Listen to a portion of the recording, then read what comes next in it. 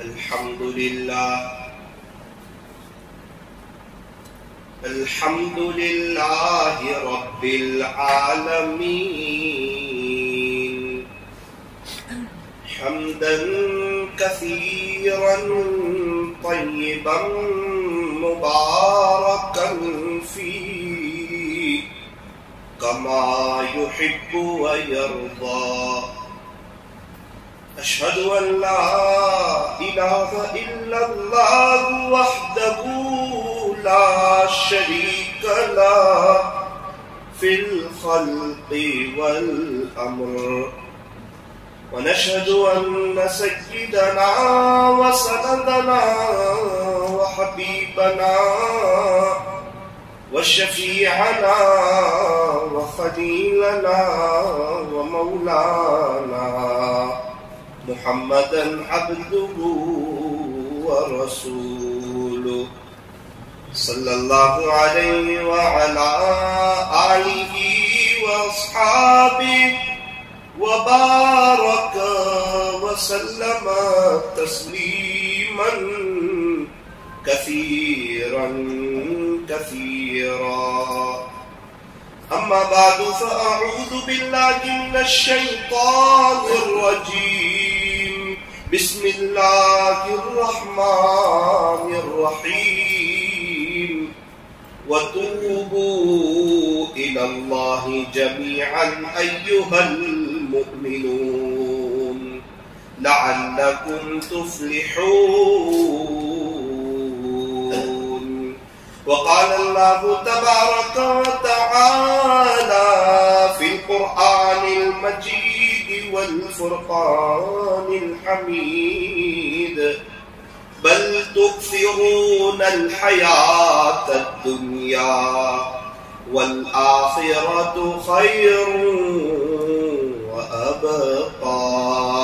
صدق الله مولانا العظيم.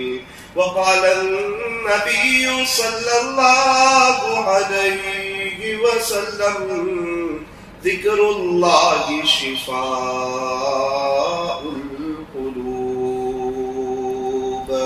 وصدق رسوله النبي الكريم. ونحن على ذلك لمن الشاهدين والشاكرين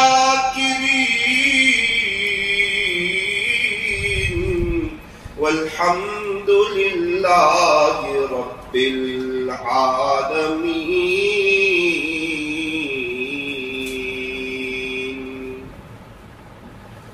نہ دنیا سے نہ دولت سے نہ گھر آباد کرنے سے، نہ دنیا سے نہ دولت سے نہ گھر آباد کرنے سے تسلی دل کو ہوتی ہے خدا کو یاد کرنے سے. تسلی دل کو ہوتی ہے خدا کو یاد کرنے سے. کتنی تسکین وابستہ ہے تیرے نام کے ساتھ. نیند کانٹوں پہ بھی آ جاتی ہے آرام کے ساتھ. لب پہ ذکر اللہ کی تکرار ہو، دل میں ہر دم حق کا استحضار ہو. اگر تو کر لے اس پر حاصل دوام، پھر تو بس کچھ دن میں بیڑا پار ہو. پھر تو بس کچھ دن میں بیڑا پار ہو. کر لے توبہ کر لے توبہ محبت ہے پھر یہ نہ کہنا کہ حساب بہت سخت ہے. اٹھ بندے باندھ کمر کیا ڈرتا ہے پھر آگے آگے دیکھ اللہ کیا کرتا ہے. ایک انسان اب بھی فرصت توبہ ہے دیر نہ کر وہ ابھی گرا نہیں جو گرا پھر سنبھل گیا. موت سے کس کو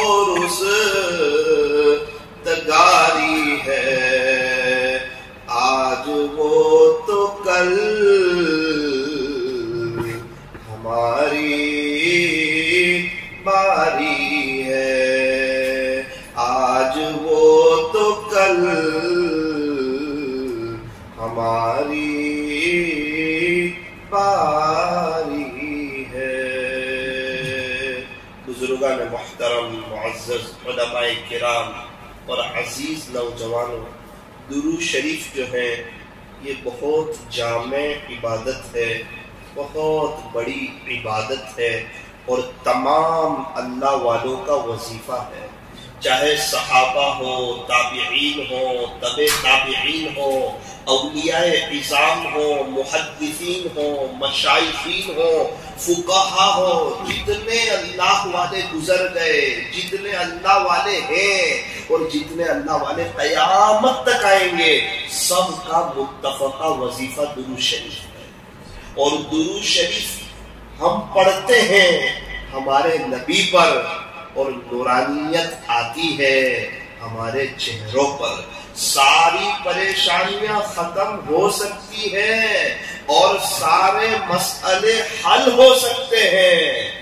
شرط یہ ہے کہ درود شریف کے پڑھنے میں اضافہ کر دیا جائے، درود شریف کے پڑھنے میں بڑھوتری کر دی جائے. اس لیے میرے عزیزو ایک چیز طے کرو کہ انشاءاللہ درود شریف زیادہ پڑھیں گے اور درود شریف کو اپنا وظیفہ بنائیں گے. یہ اتنا جامع عمل ہے، جب کوئی بندہ نیکی کا کام کرتا ہے تو نیکی لکھنے والا فرشتہ نیکی لکھتا ہے، اور جب کوئی بندہ گناہ کا کام کرتا ہے تو گناہ لکھنے والا فرشتہ گناہ لکھتا ہے. لیکن درود شریف ایسا جامع ہے، ایسا قیمتی اور ایسا زبردست عمل ہے کہ جب بندہ درود شریف پڑھتا ہے تو نیکی لکھنے والا فرشتہ بھی مشغول اور گناہ لکھنے والا فرشتہ بھی مشغول. وہ کیسے؟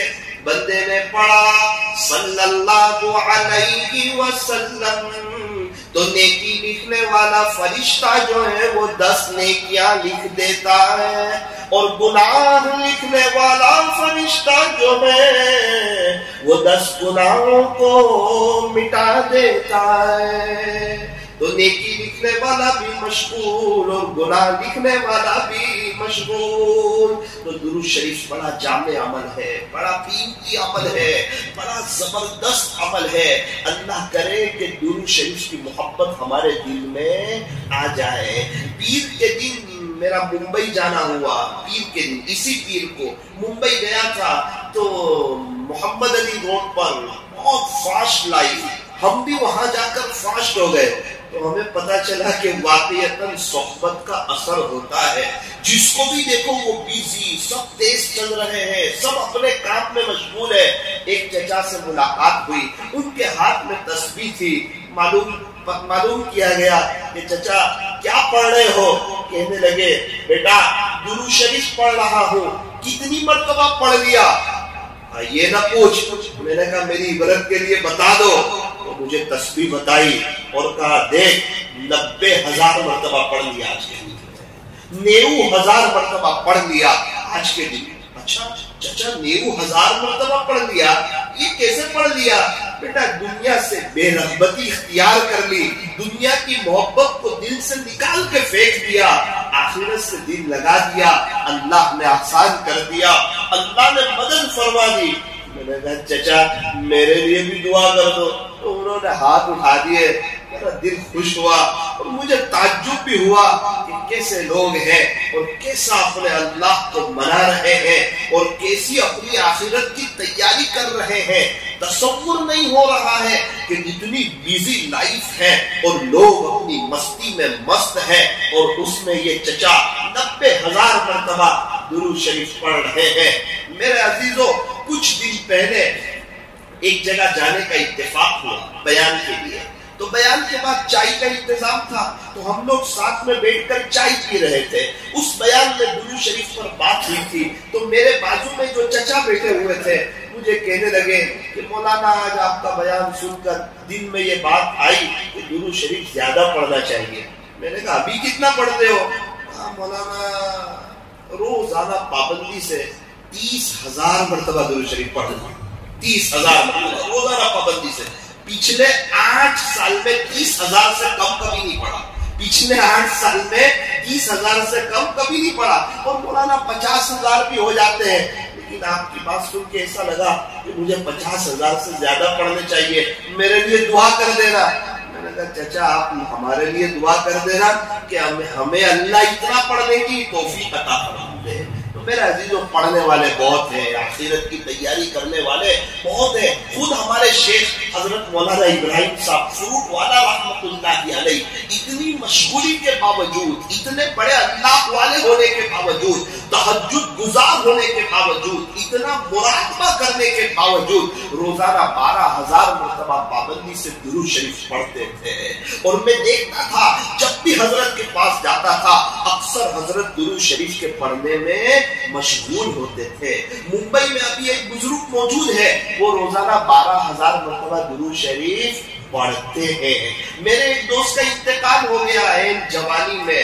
میرے عزیزوں موت کب آ جائے کچھ پتا نہیں ہے، یہ دنیا فانی ہے، یہ دھوکے کا گھر ہے، یہ مچھر کا پر ہے، یہ مکڑی کا جالا ہے، یہ چھوڑ دینے کی جگہ ہے۔ وہ فرمایا کہ یہ دنیا دل لگانے کی جگہ نہیں ہے، جگہ جی لگانے کی دنیا نہیں ہے، یہ تو عبرت کی جا ہے، تماشا گاہ نہیں ہے، جہاں میں ہے ہر سو عبرت کے نمونے، ہر جگہ عبرت کا سامان موجود ہے، مگر تجھ کو اندھا کیا ہے رنگ و بو نے کہ تیرے سامنے تو دنیا کی رونق ہے، دنیا کی بہاریں ہیں، دنیا کی محفلیں ہیں، دنیا کی مجلسیں ہیں، یہ پیسے کی ریل پیل ہے، یہ دوستوں کی کمپنیاں ہیں۔ میرے عزیزوں جہاں میں ہے ہر سو عبرت کے نمونے، مگر تجھ کو اندھا کیا ہے رنگ و بو نے۔ کیا کبھی غور سے یہ بھی دیکھا ہے تو نے کہ جو محل معمور تھے اب ہے وہ سونے، جگہ جی لگانے کی دنیا نہیں ہے، یہ تو عبرت کی جا ہے، تماشا گاہ نہیں ہے۔ بچپنا کیسے گزرا؟ کہ کھیل کود میں پہلے بچپن نے تجھے برسوں کھلایا، ارے جوانی تو اللہ پر فدا کرنی چاہیے تھی، ایک مرتبہ ملتی ہے دوبارہ نہیں ملتی ہے۔ خوش نصیب ہے وہ جو جوانی اللہ پر فدا کرتے ہیں، ان کا بڑھاپا شاندار آتا ہے، بڑھاپا گزارنے کی مزہ آتی ہے، اللہ راحت نصیب فرماتا ہے، عافیت نصیب فرماتا ہے، سکون اطمینان اور امن و امان کی دولت سے مالامال فرماتا ہے، ڈپریشن سے بچاتا ہے۔ بڑھاپے میں اس کی خدمت کرنے والے موجود ہوتے ہیں، صحت اللہ عطا فرماتے ہیں۔ کس کو؟ فرمایا جو بڑھاپا اللہ کی مرضی کے مطابق گزارتا ہے، اور اگر جو بڑھاپا اپنی مرضی پر گزارتا ہے، جوانی اپنی مرضی پر گزارتا ہے، بڑھاپے میں اس کو نانی دادی یاد آ جاتی ہے۔ میرے عزیزو ایک دفعہ ملتی ہے جوانی، یہ دوبارہ نہیں ملتی۔ یہی جوانی ہے جس میں نظروں کو جھکا کر کے چلا جائے، یہی جوانی ہے جس میں غیبت سے بچا جائے، یہی جوانی ہے جس میں گناہوں سے بچا جائے، یہی جوانی ہے جس میں پہلی صف میں نماز پڑھی جائے، اپنے مولا کو منایا جائے۔ ارے ایک دفعہ ملی ہے، ہم کروڑوں جوان ایسے ملیں گے جنہوں نے دنیا کے خاطر، چیزوں کے خاطر، پیسوں کے خاطر، انٹرنیٹ کے خاطر، کرکٹروں کے خاطر، ٹیچروں کے خاطر، دوست احباب کے خاطر اور چوراہوں کے خاطر اپنی جوانی گزاری. وہ بے چین، پریشان، ڈپریشن کے شکار، ان کے ہر کام ادھورے رہتے ہیں، ان کی زندگی بے چینیوں کا شکار ہوتی ہے. وہ 2 کام بنانے جاتے 4 کام بگڑ جاتے، وہ 4 کام بنانے جاتے 8 کام بگڑ جاتے. ابا کو خوش کرنے جاتے امی ناراض، امی کو خوش کرتے ابا ناراض، یہ دونوں خوش تو دوست لوگ ناراض، دوست لوگ خوش تو امی ابا ناراض. نہ بیوی کے ساتھ سکون مل رہا ہے، نہ بچے فرما بردار ہو رہے ہیں. جو اللہ کی نہیں سنتا اس کے بیوی بچے بھی اس کی نہیں سنتے ہیں، اور جو اللہ کی سنتا ہے، اللہ کی مانتا ہے، اپنے آپ کو اللہ کی مرضی کے مطابق ڈھالتا ہے، پھر اس کی بیوی بھی اس کی ہوتی ہے، اس کے بچے بھی اس کے ہوتے ہیں، محلے والے بھی اس کے ہوتے ہیں، اس کے رشتہ دار عزیز اور اقارب بھی اس کے ہوتے ہیں.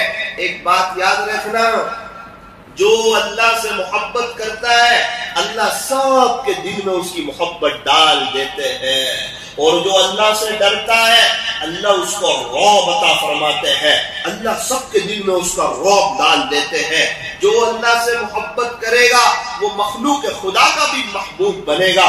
جو اللہ سے ڈرے گا اللہ اس کو رعب عطا فرمائیں گے. میرے عزیزو، اللہ کے ہونے میں مزہ ہے، اللہ کے پاس سے ہی آئے ہیں، اللہ ہی کے پاس جانا ہے. مرنے کے بعد اللہ ہی کام آئیں گے. کہ ہمارا نہ بزنس آئے گا، نہ بیوی بچے آئیں گے، نہ دوست لوگ آئیں گے، نہ کرکٹر لوگ آئیں گے، نہ ہیرو لوگ آئیں گے، اور نہ اللہ والے ہماری قبر میں آئیں گے. ہم میں سے ہر ایک کو اپنی قبر میں جانا ہے، ہم میں سے ہر ایک کو اپنی قبر میں جانا ہے. میرے عزیزو، یہ بیان کی مجلس اسی لیے رکھی گئی ہے کہ میں بھی توبہ کروں، آپ لوگ بھی توبہ کریں، میں بھی اللہ کی طرف آؤں، آپ لوگ بھی اللہ کی طرف آئے.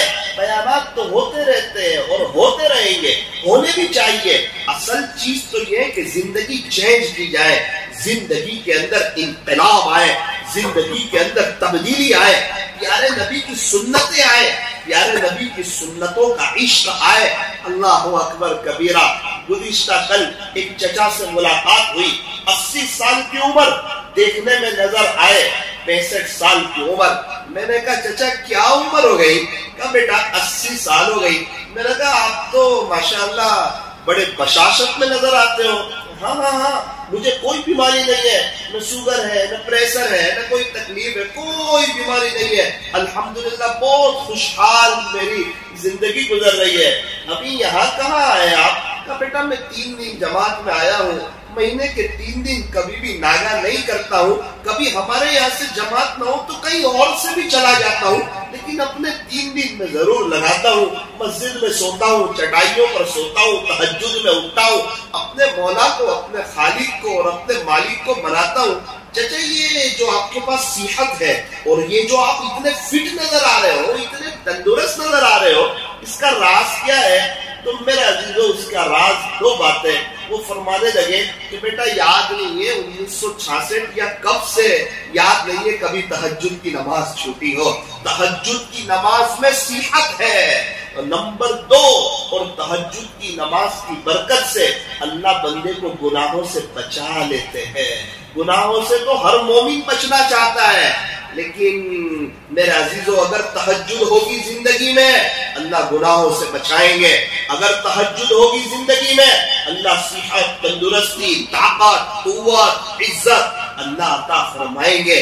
اس لیے طے کرو کہ تہجد کا اہتمام کریں گے. ہر کوئی چاہ رہا ہے کہ میرے پاس صحت ہو، میرے پاس تندرستی ہو. صحت بھی چاہیے اور تہجد بھی نہیں پڑھنی، صحت بھی چاہیے اور واکنگ بھی نہیں کرنی. نہ ایسا نہیں ہونا چاہیے. ایک مومن تو کیسا ہوتا ہے؟ فرمایا مومن تندرست ہوتا ہے، مومن تو فٹ ہوتا ہے، مومن تو طاقتور ہوتا ہے. ہمیں چاہیے کہ ہماری چلنے کی بھی عادت ہو. مولانا صاحب بائک ہے، اب ہم کیسے چلے؟ نہ واکنگ کرنی ہے. اس سے کیا ہوگا؟ ایک بات یاد رکھنا، بائک پر زیادہ ذکر کی توفیق نہیں ہوگی، کار میں زیادہ ذکر کی توفیق نہیں ہوگی. آپ 1-2 کلومیٹر چلو، ہاتھ میں تسبیح بھی آ جائے گی، ذکر کی توفیق بھی ہو جائے گی. نوساری میں ایک جگہ ہم چلتے ہیں، 5-6 مسلمانوں کو میں نے دیکھا، پابندی سے وہ چلنے کے لیے آتے ہیں. میں نے ہر ایک سے الگ الگ پوچھا کہ آپ کی زبان ہل رہی ہوتی ہے، آپ کیا کرتے ہو؟ کہنے لگے مولانا صاحب میں یہ ذکر کرتا ہوں، میں ایک نے کہا میں 150 مرتبہ قل هو اللہ احد پڑھ لیتا ہوں، ایک نے کہا کہ میں اتنی مرتبہ درود شریف پڑھ لیتا ہوں۔ تو یہ بڑے بوڑھوں کا تجربہ بھی ہے کہ پہلے جب بائک نہیں تھی، کار نہیں تھی، تو سب کے ہاتھ میں تسبیح نظر آتی تھی، لوگ اللہ اللہ کرتے تھے، اپنے اللہ کو، اپنے خالق کو، اپنے مالک کو، اپنے پالنہار کو یاد کرتے تھے۔ اور بروڑا والوں یاد رکھنا، جس کے پاس اللہ کے لیے وقت نہ ہو اس کے اچھے دن آ نہیں سکتے، جس کے پاس اللہ کے لیے ٹائم نہ ہو اس کے پاس وقت ہے بیوی کے لیے، اس کے پاس وقت ہے بچوں کے لیے، اس کے پاس وقت ہے دوست احباب کے لیے، اس کے پاس فل دل کی حاضری کے ساتھ وقت ہے اپنی دکان کے گراہکوں کے لیے، اس کے پاس وقت ہے موبائل کی رنگ بجتے ہی فون اٹھانے کے لیے۔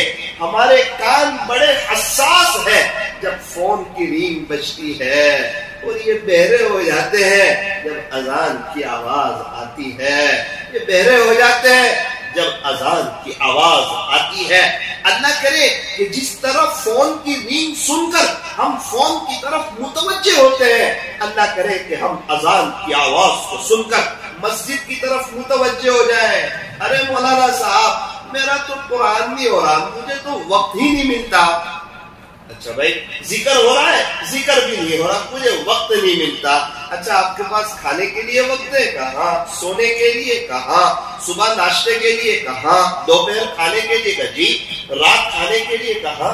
وہ دکان پر بیٹھنے کے لیے 10 گھنٹے، بولے ہاں اس کے لیے تو ہے، وہ اخبار کے لیے، بولے ہاں ابھی جو حالات چل رہے ہیں اس کی خبر رکھنے کے لیے، نیوز کے لیے، بولے ہاں اس کے لیے بھی وقت ہے، دوست احباب کے لیے، بولے ہاں شاید آپ کو تو غسل کا بھی وقت نہیں ملتا ہوگا، نہ اس کا تو وقت ملتا ہے، شاید موبائل کے چارج کا بھی وقت نہیں ملتا ہوگا، نہ مولانا اس کا بھی وقت تو مل جاتا ہے۔ تو پھر آپ کے پاس ہر چیز کے لیے وقت ہے، کیا نعوذ باللہ اللہ کا نام اتنا چھوٹا ہو گیا کہ اس کے لیے ہی وقت نہیں ہے؟ دنیا بھر کی چیزوں کے لیے وقت ہے۔ میرے عزیزو یہ وقت ہوتا نہیں ہے، یہ نکالنا پڑتا ہے، یہ نکالنا پڑتا ہے۔ دکان کے لیے وقت ہوتا نہیں، نکالنا پڑتا ہے۔ اگر ہم اللہ کے لیے وقت نکالیں گے زندگی میں بہار آئے گی، زندگی پر رونق ہوگی، زندگی خوشگوار ہوگی، زندگی شاندار ہوگی، اور زندگی کوالٹی والی ہوگی۔ آج کی مجلس میں طے کرو کہ اپنے اللہ کے لیے وقت نکالیں۔ ایک ہمارے یہاں ایک بڑے آدمی ہے، سرکاری نوکری تھی، ابھی ابھی ریٹائر ہوئے، صبح کے وقت میں اللہ کا قرآن بہت پڑھتے تھے، صبح کے وقت میں قرآن شریف کی تلاوت بہت کرتے تھے، ابھی ریٹائر ہو گئے۔ تو میں نے ان سے پوچھا کہ ابھی بھی آپ کی وہ قرآن شریف پڑھنے کی جو عادت تھی صبح کے وقت میں، وہ ابھی بھی قائم ہے؟ مجھے کہنے لگے مولانا صاحب ابھی تو تھوڑا سا کم ہی ہو گیا ہے۔ میں نے کہا پھر بھی مولانا رمضان سے ابھی تک صرف 15 ہی قرآن ہوئے، رمضان سے ابھی تک صرف 15 ہی قرآن ہوئے۔ اللہ اکبر کبیرہ، سن کر مجھے تعجب ہوا کہ 15 قرآن پڑھ لیے۔ ایک بڑا طبقہ وہ ہے کہ رمضان گیا اور اس نے قرآن کو الماری میں رکھ دیا۔ پہلے رمضان میں صفوں میں لوگ قرآن شریف لے کے بیٹھے نظر آتے تھے، اب کوئی نظر نہیں آتا۔ نماز کے بعد لوگ قرآن پڑھتے تھے، اب کوئی قرآن پڑھتے نظر نہیں آتا۔ نعوذ باللہ ایسا لگتا ہے کہ یہ صرف رمضان میں پڑھی جانے والی کتاب ہے، حالانکہ بات ایسی نہیں ہے۔ قرآن اللہ کا کلام ہے، یہ کتاب اللہ ہے، یہ کلام اللہ ہے، یہ ہمارا سچا دوست ہے، یہ ہمیں دنیا میں بھی کام آئے گا، قبر میں بھی کام آئے گا، حشر میں بھی کام آئے گا، کل صراط پر بھی کام آئے گا۔ اور قرآن ہمارا ایسا سچا دوست ہے جو ہمیں جنت میں پہنچا کر کے رہے گا۔ اللہ ہمیں اس کی توفیق عطا فرمائے۔ ہمارے یہاں ایک امام صاحب ہے، وہ جب بھی میں نے ان کو دیکھا تو قرآن پڑھتے ہیں، ان کی زبان ہلتی رہتی۔ ایک مرتبہ میں نے پوچھا کہ قاری صاحب آپ تو ماشاءاللہ اتنی محنت کرتے ہو، امامت کراتے ہو، اتنے بچے کو پڑھاتے ہو، اتنا ٹیوشن پڑھاتے ہو، پورا دن مشغول ہوتے ہو، اور جب آپ چلتے ہو تو یہ کیا پڑھتے ہو؟ قرآن پڑھتا ہوں میں نے کہا قرآن پڑھتا ہوں، اچھا کتنا پڑھ لیتے ہو؟ کئی وقت سے معمول ہے 5 پارے پڑھنے کا، تو الحمدللہ سفر میں بھی ناگا نہیں ہوتے، اور اب چونکہ عادت ہو گئی ہے، اچھا خاصا وقت گزر گیا ہے، اب کبھی 8 پارے بھی ہو جاتے ہیں، لیکن 5 سے کام نہیں ہوتے. ہاں میرے عزیزو، جب بندہ وقت دے گا نا اللہ کے قرآن کو تو 2 گھنٹے میں 5 پارے ہوں گے. ورنہ واٹس ایپ گھماتا رہے گا، یوٹیوب گھماتا رہے گا، فیس بک گھماتا رہے گا، ٹویٹر گھماتا رہے گا، نتیجہ کچھ نہیں نکلے گا، صرف وقت ضائع ہوگا، صرف وقت ضائع ہوگا. جو وقت کی قدر نہیں کرتا دنیا بھی اس کی قدر نہیں کرتی. ایک بزرگ کے پاس ایک شخص آئے، آ کر کہنے لگے حضرت تھوڑا سا وقت چاہیے. اچھا کیا کرو گے؟ کچھ کام کی بات ہے. کام کی بات تو نہیں ہے، بس ایسے ہی آپ کے پاس بیٹھنا ہے، آپ تو بڑے مشغول ہو، تھوڑا سا وقت ہمیں بھی دے دو. حضرت کہنے لگے ایک کام کر، وقت تو دے دیتا ہوں، ذرا سورج روک لے، تو جتنی دیر سورج کو روک لے گا اتنی دیر تجھے وقت دے دوں گا. اس نے کہا حضرت کیسی بات کرتے ہو، سورج بھی بھلا روک سکتا ہے، جب سورج روک نہیں سکتا تو میری زندگی گزر رہی ہے معذرت کے ساتھ فضول کام کے لیے، میں وقت دے بھی نہیں سکتا. میرے عزیزو اصل چیز یہ ہے وقت کی قدر، وقت کی قدر. ایک بزرگ تھے، ان کی عمر 70 سال کی تھی، 70 ایئرس، اور وہ مکہ مکرمہ میں رہتے تھے تو روزانہ 70 طواف کرتے تھے. 70 سال کی عمر میں روزانہ 70 طواف کرتے تھے. 70 طواف یعنی ایک طواف کے 7 چکر، تو 70 طواف کے 490 چکر. ہمیں تو سن کے چکر آ جائے. مجھے یاد ہے الحمدللہ اللہ پاک کئی مرتبہ وہاں لے گئے، حاضری کا موقع دیا، اللہ کا احسان ہے، کرم ہے. چونکہ پڑھائی بھی ہوئی اس لیے بار بار آنا جانا بھی رہا. تو میں یہ عرض کرنا چاہ رہا ہوں کہ مجھے یاد نہیں کبھی 10 طواف بھی میں ایک ساتھ کر سکا ہوں. 10 طواف بھی، حالانکہ جوانی ہے کر سکتے ہیں. تو ان کے 70 طواف، یہاں قربانی ہے. کیسی قربانی ہے؟ خیر اس زمانے میں کراؤڈ کم ہوتا تھا، لیکن پھر بھی 70 طواف کرنا اور ہر طواف کی 2 رکعت واجب نماز پڑھنا. تو 70 طواف کی 140 رکعتیں ہوئی، 140 رکعتوں کے 280 سجدے ہوئے، 140 سورہ فاتحہ. اور اتنا سب کرنے کے بعد حضرت فرماتے ہیں کہ یہ تو میری زندگی کا ایک عمل ہے، باقی عمل تو اور ہے. جب بندہ تھام لیتا ہے نا مجھے آخرت بنانی ہے، بڑے پیمانے پر بنانی ہے، پھر اللہ اس کے راستے کھولتے ہیں، اللہ موقع دیتے ہیں. جس بندے کو چلے میں جانا ہو، جس بندے کو 4 مہینے میں جانا ہو، جس بندے کو بیرون جانا ہو، اس کے لیے سارے راستے کھلے ہیں. ہزاروں راستے کھلے نظر آئیں گے. تھوڑا سا سیٹنگ کر، سارے مسائل کا آسان حل، بسترا اٹھا اور چل، سب راستے تجھے کھلے نظر آئیں گے، کھلے نظر آئیں گے. اور اگر تجھے 4 مہینے کی بات بہت دور کی، تجھے 3 دن بھی نہیں جانا تو تجھے ہزاروں راستے بند نظر آئیں گے. اللہ کا دین ہمارا محتاج نہیں ہے، ہم اللہ کے دین کے محتاج ہیں. ہم نہیں کریں گے وہ گونگے بہروں کو کھڑا کر دے گا، وہ تھوڑی نہ ہمارا محتاج ہے. وہ لوگ اللہ کے دین کا کام کریں گے. میرے عزیزو اس موقع کو غنیمت سمجھو، اس موقع کو غنیمت سمجھو، اس زندگی کو غنیمت سمجھو.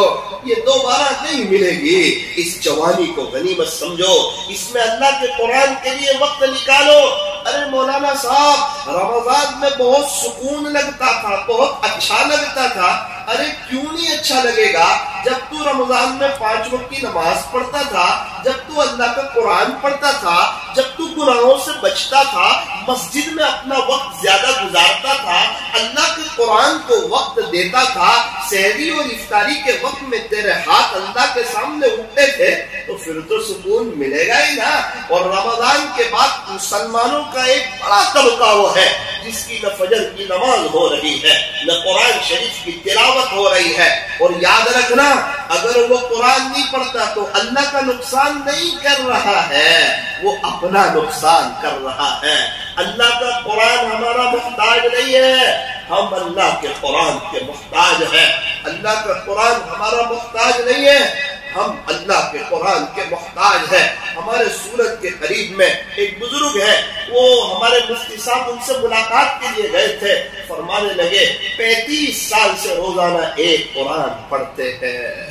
35 سال سے روزانہ صرف جمعہ کو نہیں پڑھتے، जुमा को ज्यादा दुरूद शरीफ पढ़ते हैं, बाकी 6 दिन में रोजाना एक कुरान। इस रमजान की बात कर रहा हूँ, इस रमजान की। मेरे एक दोस्त है, हाफिज साहब है, उन्होंने रोजाना एक कुरान पढ़ा, एक कुरान। रमजान उनका भी गुजरा और मेरा और आपका भी गुजरा। जिसने जहां वक्त लगाया उसका वहां रमजान गुजरा। उन्होंने अल्लाह के कुरान के पीछे वक्त लगाया। फिर 20 दिन तक तो रोजाना एक कुरान पढ़ा। आखिरी 10 दिन में उनको एहसास हुआ कि यार कम है, मैं एक कुरान जितना वक्त दिया तो एक कुरान हो गया, अगर 2 कुरान जितना वक्त निकालूं, आखिरी अशरा है, क्या पता कौन सी शबे कदर होगी, कौन सी घड़ी अल्लाह को रहम आ जाएगा और जिंदगी तो गुजर जाएगी। और ये रमजान गुजर गया, दोबारा थोड़ी आने वाला है। अरे वसूल करो, कमाओ कमाओ, ये आखिरत की तैयारी की सीजन है। देखो सीजन में ताजिर मेहनत करता है, कोशिश करता है, सुबह बिजनेस पर जल्दी जाता है, रात को लेट आता है, दोपहर को खाने लेट आता है, कुर्बानी देता है। क्या है का सीजन है मेरा अजीजों, ये दुनिया की जिंदगी आखिरत की सीजन है। फिर वो मेरे दोस्त है हाफिज साहब, उन्होंने रमजान में रोजाना आखिरी अशरे में 2 कुरान पढ़े, तो उनके तकरीबन 40 कुरान हुए रमजान में, 40 कुरान। मेरे करीबी रिश्तेदार एहतिकाफ में बैठे हुए थे, तो मैंने उनसे पूछा कि ये मेरे दोस्त हाफिज साहब है, ये आते हैं तो क्या करते हैं? तो मौलाना ये कोई अजीब आदमी है। मैंने कहा क्यों?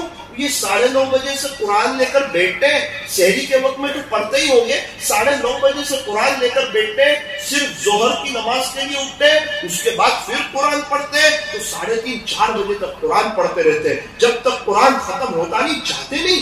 और ये तरावी के बाद 11:30 बजे चाय का थर्मोस लेकर आ जाते हैं और जो कुरान पढ़ते हैं तो सहरी में उठ के चले जाते हैं। मैंने कहा भाई इन्हीं से सीखने की जरूरत है। ये मेरे अजीजों ये तो वक्त है।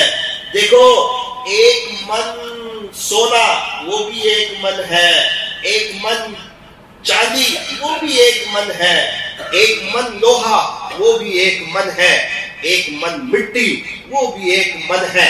सबकी कीमत में जमीन आसमान का फर्क है, सबकी कीमत में जमीन आसमान का फर्क है। मेरे पास भी वक्त है, आपके पास भी वक्त है। कोई वक्त को सोने की तरह गुजार रहा है, कोई वक्त को चांदी की तरह गुजार रहा है, कोई वक्त को लोहे की तरह गुजार रहा है। मेरा अजीजों ये वक्त तो गुजर जाएगा। कब्रिस्तान ऐसे नौजवानों से भरे पड़े हैं जो यूं कहते थे कि बुढ़ापे में तौबा करेंगे, बुढ़ापे में प्यारे नबी की नकल उतारेंगे। मेरे अजीज अगर जवानी अल्लाह पर फिदा न की, अगर जवानी में तुझे नबी के तरीके पसंद न आए, बुढ़ापा बड़े हालात के साथ आएगा, दुख दर्द के साथ आएगा, परेशानियों के साथ आएगा।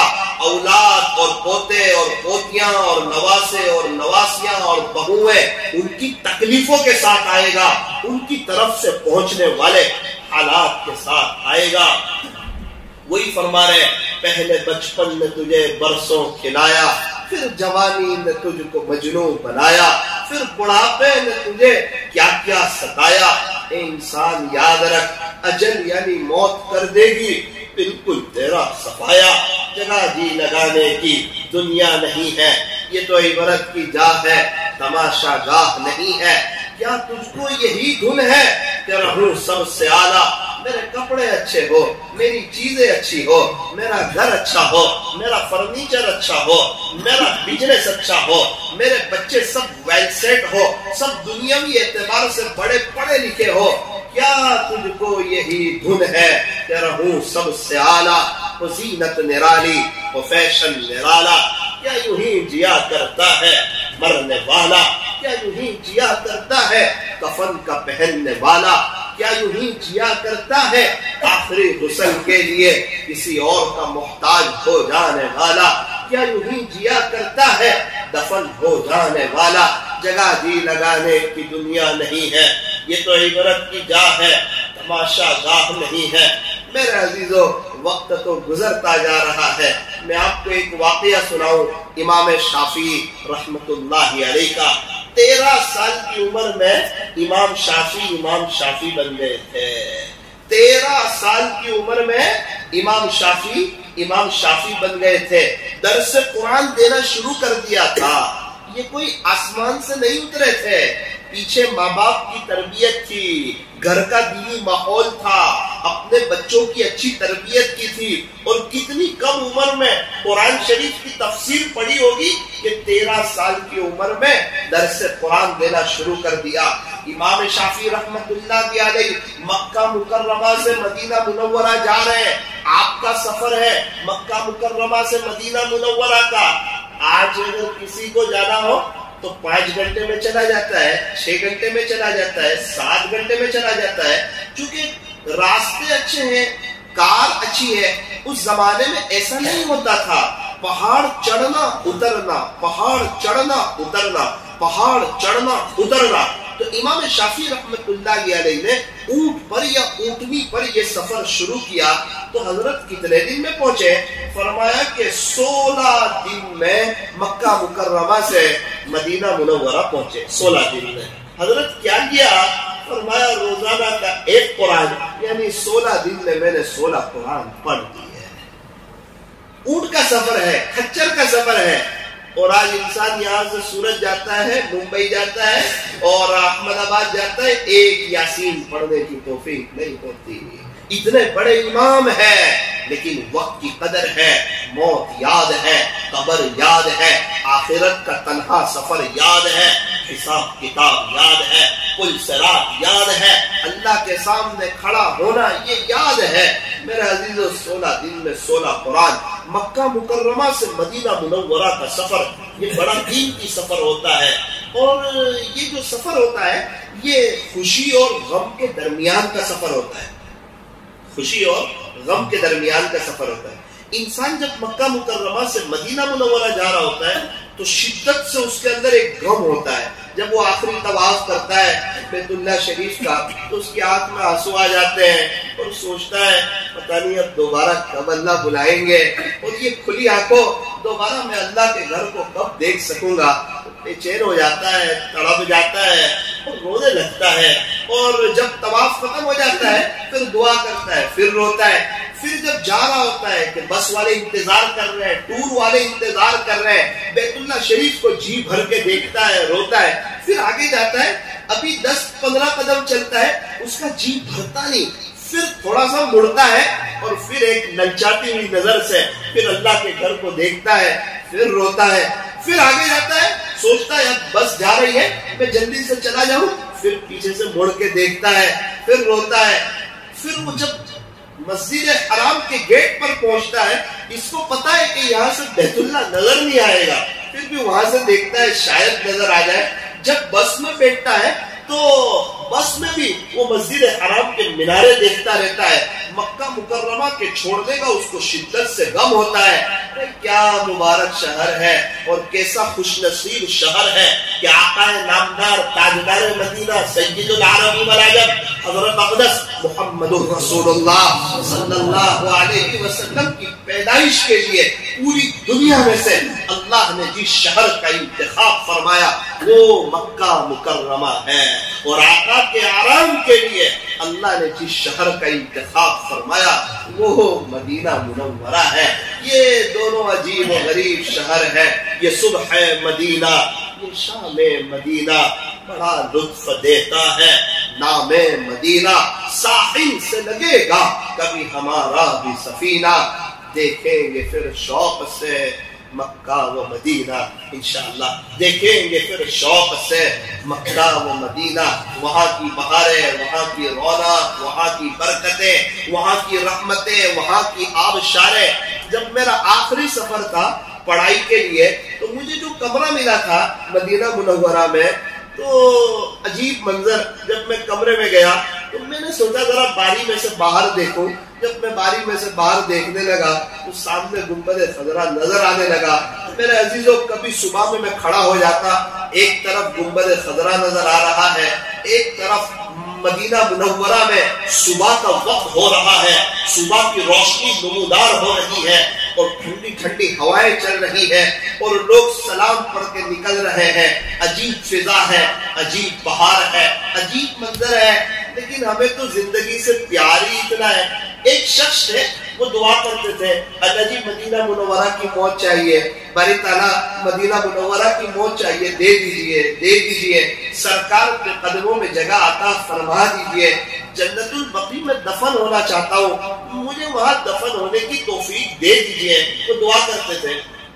ایک بزرگ نے سنی کہ بڑی اچھی دعا ہے، تھوڑے دن کے بعد مدینہ منورہ میں وہ ساتھی بڑے بیمار ہو گئے، حضرت نے فرمایا ماشاءاللہ مبارک ہو مبارک ہو، آپ کی دعا قبول ہو گئی ہے، اب آپ کے جانے کا وقت آ گیا ہے۔ آپ بہت رو رو کے دعا کرتے تھے، تو اس نے کہا حضرت اس سفر میں، لگتا تو ایسا ہی ہے، کہتا اللہ اس سفر میں نہیں کبھی اور لے لے، اس سفر میں نہیں، اس سفر میں نہیں، اللہ ابھی تو گھر جانا ہے، میرے بیوی بچے بھی، اللہ اس سفر میں نہیں کبھی اور لے لے۔ تو ہمارے یہاں تو ایک زندگی سے محبت ہی اتنی ہے کہ انسان کو موت سے وحشت لگتی ہے، موت سے ڈر لگتی ہے، موت سے گھبراتا ہے۔ حالانکہ موت تو وہ پل ہے جو بندے کو اپنے خالق سے ملا دیتا ہے۔ اگر موت نہ ہوگی تو اللہ سے کیسے ملے گا، جنت کیسے دیکھے گا، اپنے اللہ کا دیدار کیسے کرے گا، حضور کے ہاتھوں جام کوثر کیسے پیے گا، اور اپنے نبی کا دیدار کیسے کرے گا۔ ارے بلال حبشی کو کب دیکھے گا، حضرت ابوبکر، حضرت عمر، حضرت عثمان، حضرت علی اور بڑے بڑے اللہ والے، ان کا دیدار کب ہوگا؟ یوں فرمایا موت تو مومن کے لیے تحفہ ہے، تحفہ۔ ارے اللہ کا دیدار ہوگا، یہ تحفہ نہیں تو اور کیا ہے، بہت بڑا تحفہ ہے۔ اور اصل بات بھی یہ ہے، میں ایک بات آپ کو سمجھاؤں، دو بندے دبئی جا رہے ہیں، ایک ہی فلائٹ میں دو بندے دبئی جا رہے ہیں، دونوں کے دبئی جانے میں بہت بڑا فرق ہے۔ ایک ہے وہ بڑا خوشحال دبئی جا رہا ہے، دوسرا ہے وہ ٹینشن میں جا رہا ہے۔ دوسرے سے پوچھا گیا کہ آپ دبئی جا رہے ہو، بڑے ٹینشن میں ہو، پریشانی میں ہو، کوئی خوشی نہیں آپ کو؟ کہا بھائی کیا بتاؤں، میرے گھر میں قرضہ تھا، میں نے اور قرض لیا کہ چلو دبئی جاؤں گا، کچھ نوکری کروں گا، قرضہ ادا کروں گا، امی ابا بھی بوڑھے ہو چکے ہیں، گھر کے حالات بھی تھوڑے ناساز چل رہے ہیں، تو کچھ پیسے بھیجوں گا، کم سے کم اپنی موجودگی میں ماں باپ کو خوش تو دیکھوں، یہ تو اچھی طرح اپنی زندگی گزار لے، اس لیے دبئی جا رہا ہوں، بڑا قرضہ لیا ہے 1.5-2 لاکھ روپے، اور اب وہاں جا کر مجھے کہاں جاب کرنی ہے یہ بھی مجھے پتا نہیں ہے، اس لیے میں تھوڑا پریشانی میں ہوں، ٹینشن میں ہوں۔ بازو والے سے پوچھا آپ کیوں بڑے خوش نظر آ رہے ہو؟ اصل میں وہ دبئی میں اپنے 3 شوروم ہے اور 4 مہینے بعد جا رہا ہوں، تو اس کا حساب لینے جا رہا ہوں، تو پھر وہ مرسیڈیز آ جائے گی لینے کے لیے، تو اس میں چلا جاؤں گا اور 2-3 دن برج خلیفہ میں رکوں گا، ذرا دبئی کا نظارہ کروں گا، دبئی گھوموں گا اور پیسے لے کے آ جاؤں گا۔ اس کے پاس دبئی میں بہت کچھ ہے نا، یہ خوش ہے، اور اس کو پتا ہے کہ میرے پاس نوکری کا بھی مسئلہ ہے، قرضہ ہے، اس لیے وہ دبئی سے ڈر رہا ہے۔ جس نے آگے آخرت کی تیاری کر لی ہے، اپنے اللہ کو منا لیا ہے، اپنے نبی کے طریقوں پر چل رہا ہے، اس کو پتا ہے کہ انشاءاللہ انجام اچھا ہونے والا ہے، ریزلٹ اچھا آنے والا ہے۔ یہ تو جو امتحان میں لکھ کر آتے ہیں نا، ان کو پتا چل جاتا ہے، وہ ماں باپ سوچتے 2 مہینے بعد ریزلٹ کیسا آئے گا، اس کو اندر اندر پتا ہوتا ہے میرا ریزلٹ کیسا آئے گا، امتحان دینے والے کو پتا ہوتا ہے۔ میرے عزیزوں، ہمارے یہاں سے بھی جس نے تیاری کی ہوئی ہے وہ تو اللہ سے ملاقات کا شوق رکھتے ہیں، اور یوں فرمایا جو اللہ سے ملاقات کا شوق رکھتا ہے، اللہ فرماتے میں بھی اس سے ملاقات کا مشتاق ہوں۔ جس کو اللہ سے ملنے کا شوق نہ ہو، اس کا یہ مطلب نہیں ہم سب مر جائیں، موت تو اپنے وقت پر آئے گی۔ اچھا بھائی، ہم میں سے مرنے والا کون کون؟ تھوڑا ایسا اوپر، یہاں میں مرنے والا ہوں، میرا انتقال ہو گئی، اسی دنیا سے کیا دل لگانا، جہاں نہ ہو ہمیشہ، یہ ہمیشہ رہنے کی جگہ نہیں ہے۔ ہاتھ نہ بھی اٹھاتے نا تو بھی جانا ہی ہے، ہاتھ نہ بھی اٹھاوے، 4 مہینے میں نہیں اٹھاوے تو شاید نہیں جائے گا، لیکن اس میں تو جانا ہی ہے، ہمیشہ ہمیشہ کے چلا جائے۔ ارے مولانا، کچھ لوگوں کا کورونا میں انتقال ہو گیا، اللہ کی قسم کھا کر کہتا ہوں اگر کورونا نہیں ہوتا نا تو بھی ان کا اسی وقت انتقال ہوتا، یہ قرآن کا فیصلہ۔ کورونا نہیں بھی ہوتا تو بھی ان کا اسی وقت انتقال ہوتا، جس کی موت کا وقت آ جاتا ہے۔ خلاصہ یہ کہ اللہ نہ 1 سیکنڈ آگے کرتا ہے نہ 1 سیکنڈ پیچھے کرتا ہے، بہانہ بنتا ہے۔ پہلے بھی لوگ مرے شوگر میں، پریشر میں، کیا ہوا تو ہارٹ اٹیک آ گیا، کیا ہوا فلاں تکلیف ہو گئی، کیا ہوا ایکسیڈنٹ ہو گیا، کیا ہوا تو بیماری، کیا ہوا تو صبح سوئے تھے دوپہر کو اٹھے ہی نہیں، اب کیا ہوا تو کورونا ہے، اب کورونا کے بعد تو کہا کورونا چلا گیا اب مریں گے نہیں، نہ وہ کورونا سے بچ سکتے ہیں، موت سے بچ سکتے نہیں۔ اور پوری دنیا کے انسانوں نے مل کر کوئی تو ایسا جرم کیا ہوگا کہ آج جس کو بھی دیکھو سب منہ چھپائے پھر رہے ہیں، آج جس کو بھی دیکھو سب منہ چھپائے پھر رہے ہیں، کوئی تو ایسا جرم کیا ہوگا۔ میرے عزیزو، اللہ کو راضی کرنا ہے، دنیا سے جانا ہے، خوش نصیب ہے وہ جو تیاری کر لے، خوش نصیب ہے وہ جو اپنے وقت کی قدر کر لے، خوش نصیب ہے وہ جو پیارے نبی کی نقل اتار لے، خوش نصیب ہے وہ جو اللہ اور اس کے رسول کو راضی کر لے۔ یہ دنیا تو وقتی ہے، فانی ہے، ختم ہو جائے گی۔ ایک اور لطیفہ یاد آ گیا، ہمارے یہاں سے کوئی ایک شخص ہوں گے، وہ سعودی عرب گئے تھے، تو جب سعودی عرب میں تھے تو انہوں نے بتایا کہ مجھے یہاں پر اترنا ہے۔ مثال کے طور پر ٹیکسی ڈرائیور کو سمجھایا کہ مسفلہ اترنا ہے، کہاں گجراتی زبان اور کہاں عربی، فرق ہے نا، زمین آسمان کا فرق ہے۔ اور گجراتی زبان والے اپنے بچے کو انگریزی سکھانے کے لیے تیار ہے، عربی سکھانے کے لیے نہیں۔ شاید ایسا لگتا ہے کہ قرآن کی زبان انگریزی ہو، نبی کی زبان انگریزی ہو، مرنے کے بعد کام آنے والی زبان انگریزی ہو، جنت کی زبان انگریزی ہو، ایسا ہے؟ تو قرآن کی زبان، نبی کی زبان، جنت کی زبان، مرنے کے بعد ہم کون سی زبان بولیں گے؟ عربی۔ انگریزی سکھانے کا منع نہیں کرتا ہوں، یوں کہتا ہوں عربی بھی سکھاؤ۔ انگریزی اتنی پڑھ لی کہ انگریزوں کو پڑھا سکتے ہیں، مگر اللہ کا قرآن اتنا نہیں پڑھا کہ باپ کا انتقال ہو جائے تو بیٹا جنازے کی نماز پڑھے۔ وہ بیٹا پڑھائے گا نا تو روئے گا، تڑپے گا، وہ دعا پڑھے گا نہیں، دعا کو رٹے گا نہیں، بلکہ سچے دل سے باپ کے لیے معافی مانگے گا کہ یہ میرا باپ، یہ کون گیا ہے، یہ میرا ابا گیا۔ اور جب باپ کا انتقال ہوتا ہے نا پھر انسان کو سب سمجھ میں آ جاتا ہے کہ باپ کون تھا اور یہ کتنی بڑی ہستی تھی اور اس کا کتنا اونچا مقام تھا۔ کیونکہ باپ سورج کے مانند ہوتا ہے، گرم ضرور ہوتا ہے لیکن سورج نہ نکلے نا تو اندھیرا بھی چھا جاتا ہے، سورج نہ نکلے تو اندھیرا بھی چھا جاتا ہے۔ اللہ پاک ہمیں والدین کی قدردانی کی توفیق اور سعادت نصیب فرمائے۔ تو میرے عزیزو، خلاصہ یہ ہے ساری بات کا کہ مجھے بھی جانا ہے اور آپ کو بھی اس دنیا سے جانا ہے۔ تو ہمارے یہاں پہ کوئی ایک شخص گیا ہوگا، اس نے عربی سے کہا کہ بھائی مجھے مسفلہ اترنا ہے، تو مسفلہ تو عرب جانتا ہے، وہ عربی، اس نے بتا دیا کوئی بات نہیں، میں آپ کو مسفلہ میں اتار دوں گا عربی میں، سمجھ گیا یہ بھی۔ اب مسفلہ تو کافی بڑا ہے، اس کا مکان آ گیا، اس کو سمجھ میں نہیں آ رہا اس کو روکوں کیسے، ٹیکسی ڈرائیور ہے، وہ سمجھانے کی کوشش کی، وہ سمجھتا نہیں، اس نے دماغ لگایا، پھر اس نے اس کے کندھے پہ ہاتھ رکھا اور کہا شیخ نعم صدق اللہ العظیم، اس نے روک لیا۔ کو یاد ہے کہ ہمارے یہاں قاری صاحب لوگ جو تھے نا قرات کے بعد صدق اللہ پڑھتے تھے، یہ جو صدق اللہ پڑھیں گے نا تو یہ رک جائے گا، تو صحیح میں رک گیا۔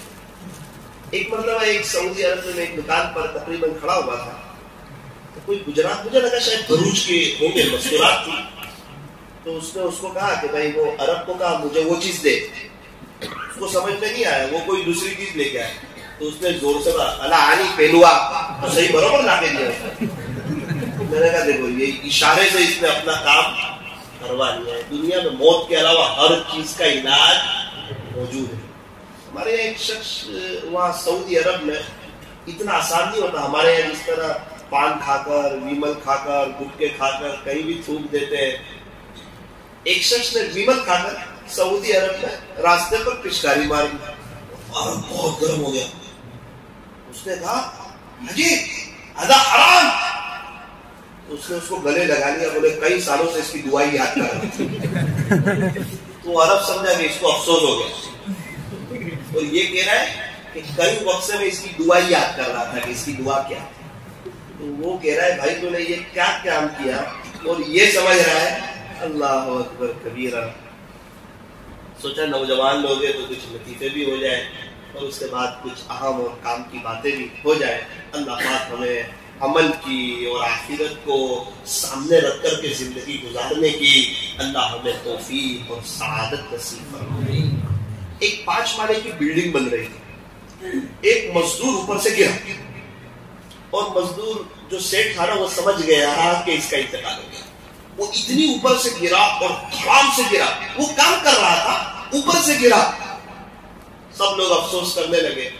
3 منٹ کے بعد دیکھا تو وہ دوڑتا دوڑتا اوپر پہنچ گیا. تو کیا ہوا؟ بولے کچھ نہیں ہوا. اتنی زور سے گرا تو تجھے کچھ لگا نہیں؟ تو کچھ نہیں لگا, اللہ کی شان کچھ نہیں ہوا. اچھا چل ایک کام کر, سیٹ نے پیسے دیے, تو مٹھائی لے کر آ جا, تیرے ہاتھ سے سب کو مٹھائی دی. اللہ نے تجھے بچا لیا نا, تو مٹھائی دیے. تو وہ مٹھائی لینے کے لیے گیا تو کافی دیر تک آیا نہیں. تو پوچھا کیا ہوا؟ کہ مٹھائی لے کر راستہ کراس کر رہا تھا نا, تو ایک گاڑی والے نے ٹکر لگا دی, وہی انتقال کر. ایک بزرگ نے کہا 5ویں مالے سے گرا تھا نا, جب موت نہیں لکھی, موت راستے پہ لکھی. تو جہاں لکھی ہے, جس وقت لکھی ہے, اسی وقت آئے گی. نہ اس سے 1 سیکنڈ پہلے آئے گی, نہ 1 سیکنڈ بعد میں آئے گی. اچھا بروڑا والوں, ایک وظیفہ بتا دیں, اس کو اپنا لو, 100 کام بن جائیں گے انشاءاللہ. سارے مسئلے حل ہو جائیں گے. تھوڑا 15-20 منٹ کی بات ہے, اس کو ذرا تھوڑا دھیان سے سنو. وہ وظیفہ کیا ہے؟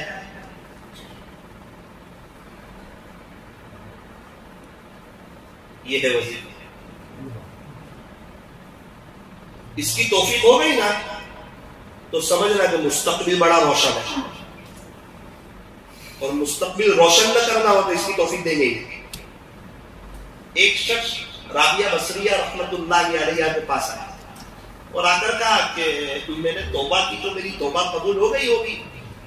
تو رابعہ بصریہ نے کہا اگر توبہ قبول نہ کرنی ہوتی تو آپ کو توبہ کی توفیق ہی نہ دے. توفیق دی ہے, یہ اس بات کی علامت ہے کہ آپ کی توبہ قبول کریں. اور دعا بہت بڑی طاقت ہے. تاجدار مدینہ فخر دو جہاں حضرت محمد رسول اللہ صلی اللہ علیہ وسلم نے ارشاد فرمایا الدعاء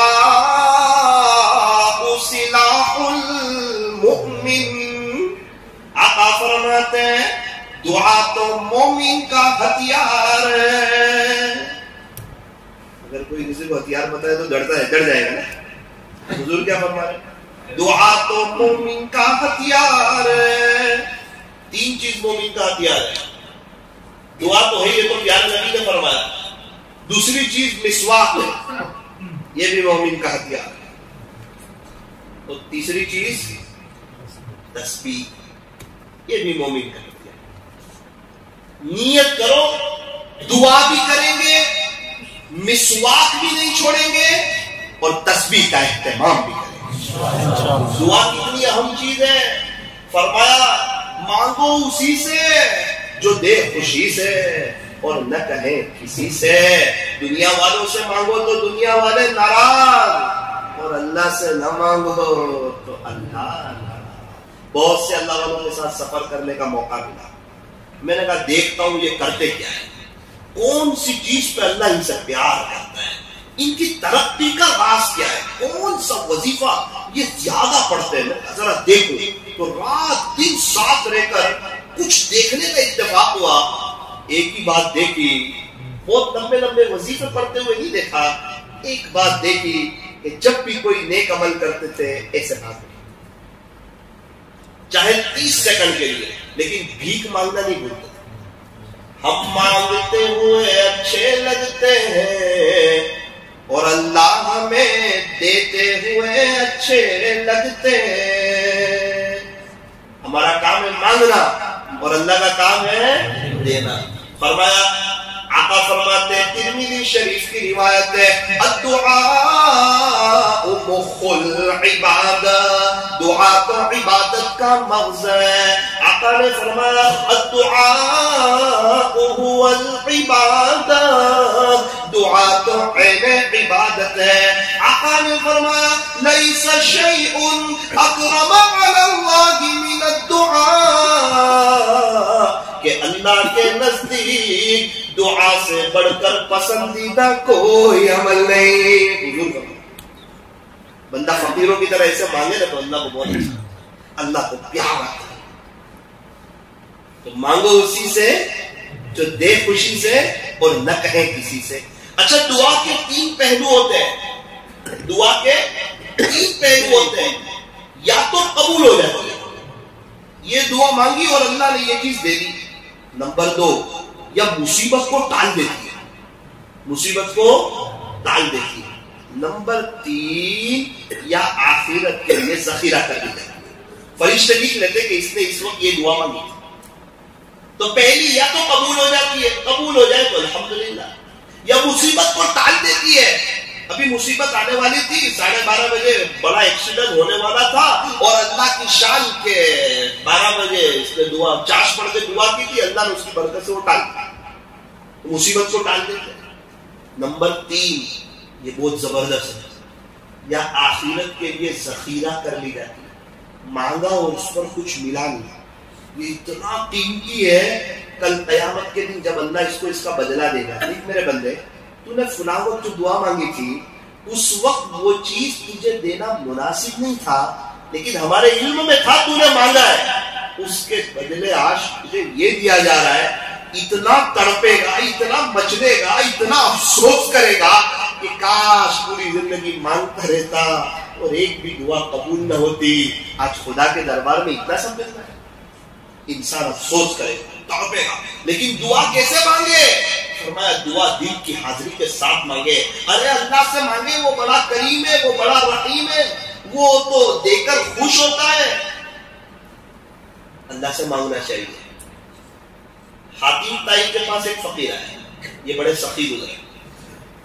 فقیر نے آ کر کہا، حاتم طائی، ارے جی 5 دینار چاہیے. 5 دینار یعنی 5 سونے کے سکے. ابھی کوئی فقیر آوے اور اپنے کو کہ وہ تھوڑا سا 5 تولہ خالی سننا دلا دو تو دوبارہ دکھے گا بڑی مسجد کے پاس. لیکن اس کو پتا تھا کہ حاتم طائی سخی انسان، اور حاتم طائی سے چھوٹی بات کرنا مناسب نہیں ہے. اس نے کہا حاتم طائی 5 دینار چاہیے. حاتم طائی نے خادم کو کہا کہ اس کو 500 دے دے. چل. خادم 500 لے کے آیا، وہ دھیرے سے کہتا ہے حاتم طائی اس نے 5 مانگے ہیں، 500 نہیں، اس کو 500 دے رہے. حاتم طائی نے کہا تو دے دے 500. حاتم طائی اس نے صرف 5 مانگے. کہنے لگا اس نے اپنی حیثیت کے مطابق مانگے، میں اپنی شان کے مطابق مانگے. اس کا ظرف تھا کہ اس نے 5 مانگے، میری شان ہے کہ میں اس کو 500 دے رہا ہوں. تو میرے عزیزو، ہم اپنی حیثیت کے مطابق مانگے، اللہ اپنی شان کے مطابق عطا فرمائیں گے. ٹوٹے رشتے وہ جوڑ دیتا ہے، بات رب پہ جو چھوڑ دیتا ہے. اس رب کے لطف و کرم کے کیا کیا کہنے، لاکھ مانگو تو کروڑ دیتا ہے. لاکھ مانگو تو کروڑ دیتا ہے. اللہ دینے کے لیے تیار ہے. مانگنے والے کہاں ہے؟ ہاتھ پھیلانے والے کہاں ہے؟ دامن پھیلانے والے کہاں ہے؟ میرے عزیزوں، جب بھی دعا کرے دل کی حاضری کے ساتھ کرے. ایک مختصر آپ کو واقعہ سناؤں. آپ نے نام سنا ہوگا حجاج بن یوسف کا. یہ اب وقت کا حاکم گزرا ہے، گورنر جیسا تھا، تقریباً حاکم گزرا ہے. ایک مرتبہ یہ طواف کر رہا تھا. حجاج بن یوسف کا ظلم بھی بڑا مشہور تھا. اس کے طواف کا تقریباً 5واں چکر چل رہا تھا. حجاج نے ایک عجیب منظر دیکھا کہ ایک نابینا ہے، اس کی بینائی نہیں ہے، اس کی آنکھیں نہیں ہے، اور وہ دعا کر رہا ہے اللہ میری بینائی لوٹا دے، اللہ میری آنکھیں لوٹا دے.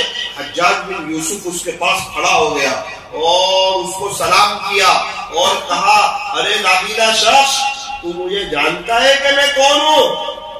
اس نے کہا میں تو نہیں جانتا آپ کو. حجاج بن یوسف کا ظلم بڑا مشہور تھا، گردن آسانی سے اتروا دیتا تھا. حجاج بن یوسف نے کہا بھائی میں حجاج بن یوسف ہوں.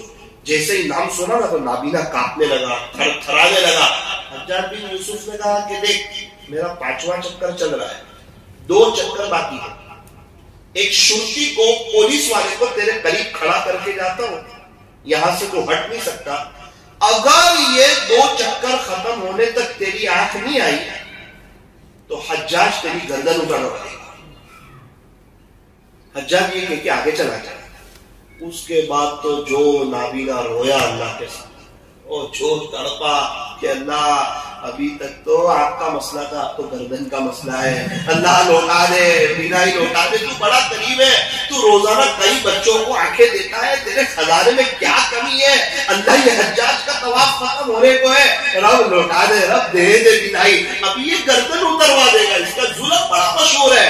اللہ کی شان, ادھر حجاج بن یوسف کا طواف ختم ہوا, ادھر اس کی بینائی ہے.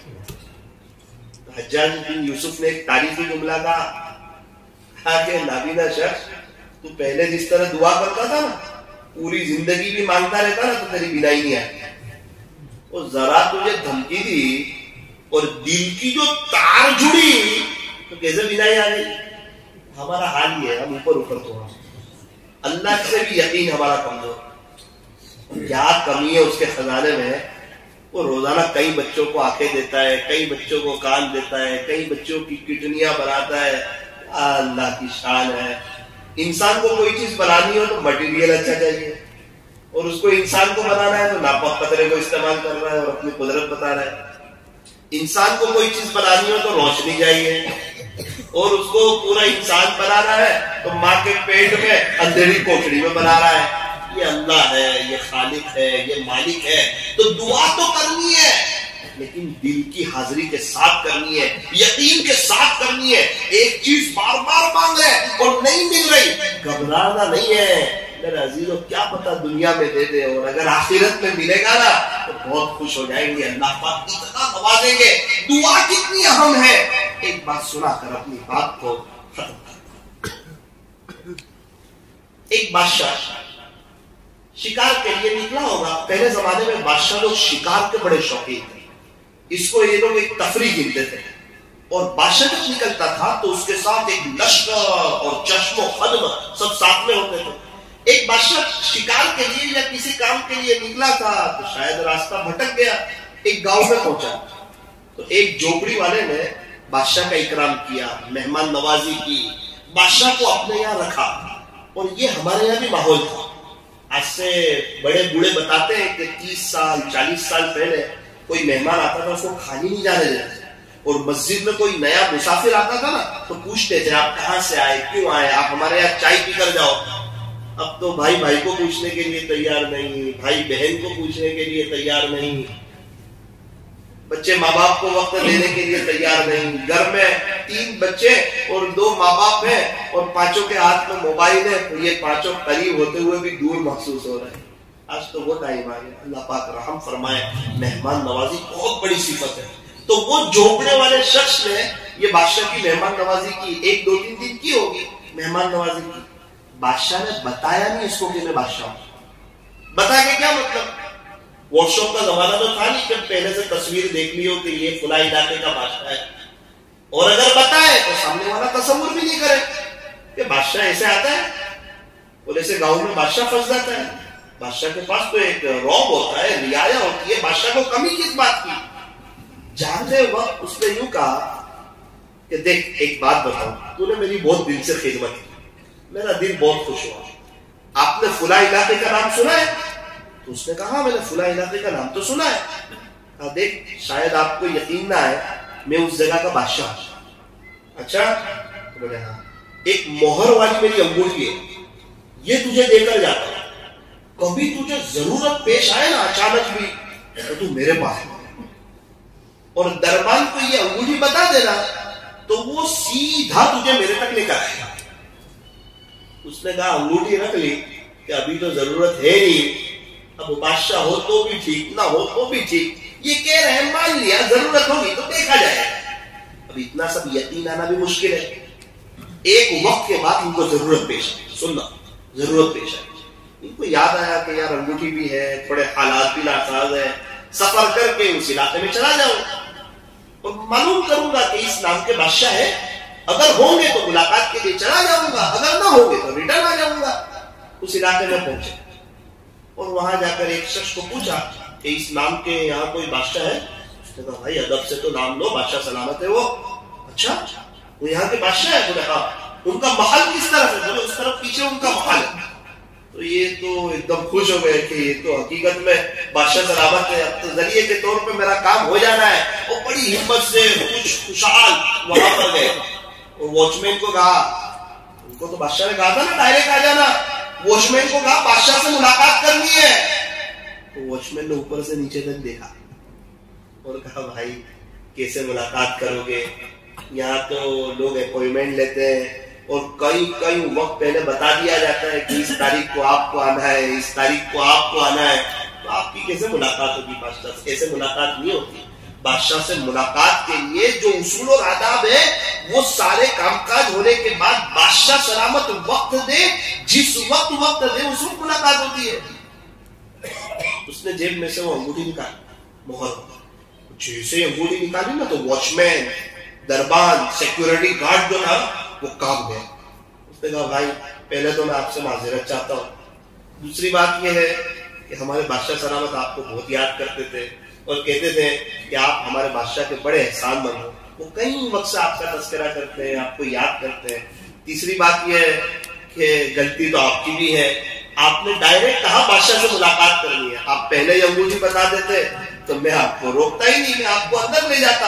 اور ایک بات یہ ہے بادشاہ سلامت اتنے خوش ہیں کہ بادشاہ نے یوں کہا تھا اگر میری مہر والی انگوٹھی لے کر کوئی آ جائے تو اس کو ڈائریکٹ میں جہاں ہوں وہاں لے آنا، اگر مجلس نہ ہو تو کمرے میں بھی لے آنا، لیکن اس کو روکنا مت، اس کا بڑا احسان ہے مجھ پر۔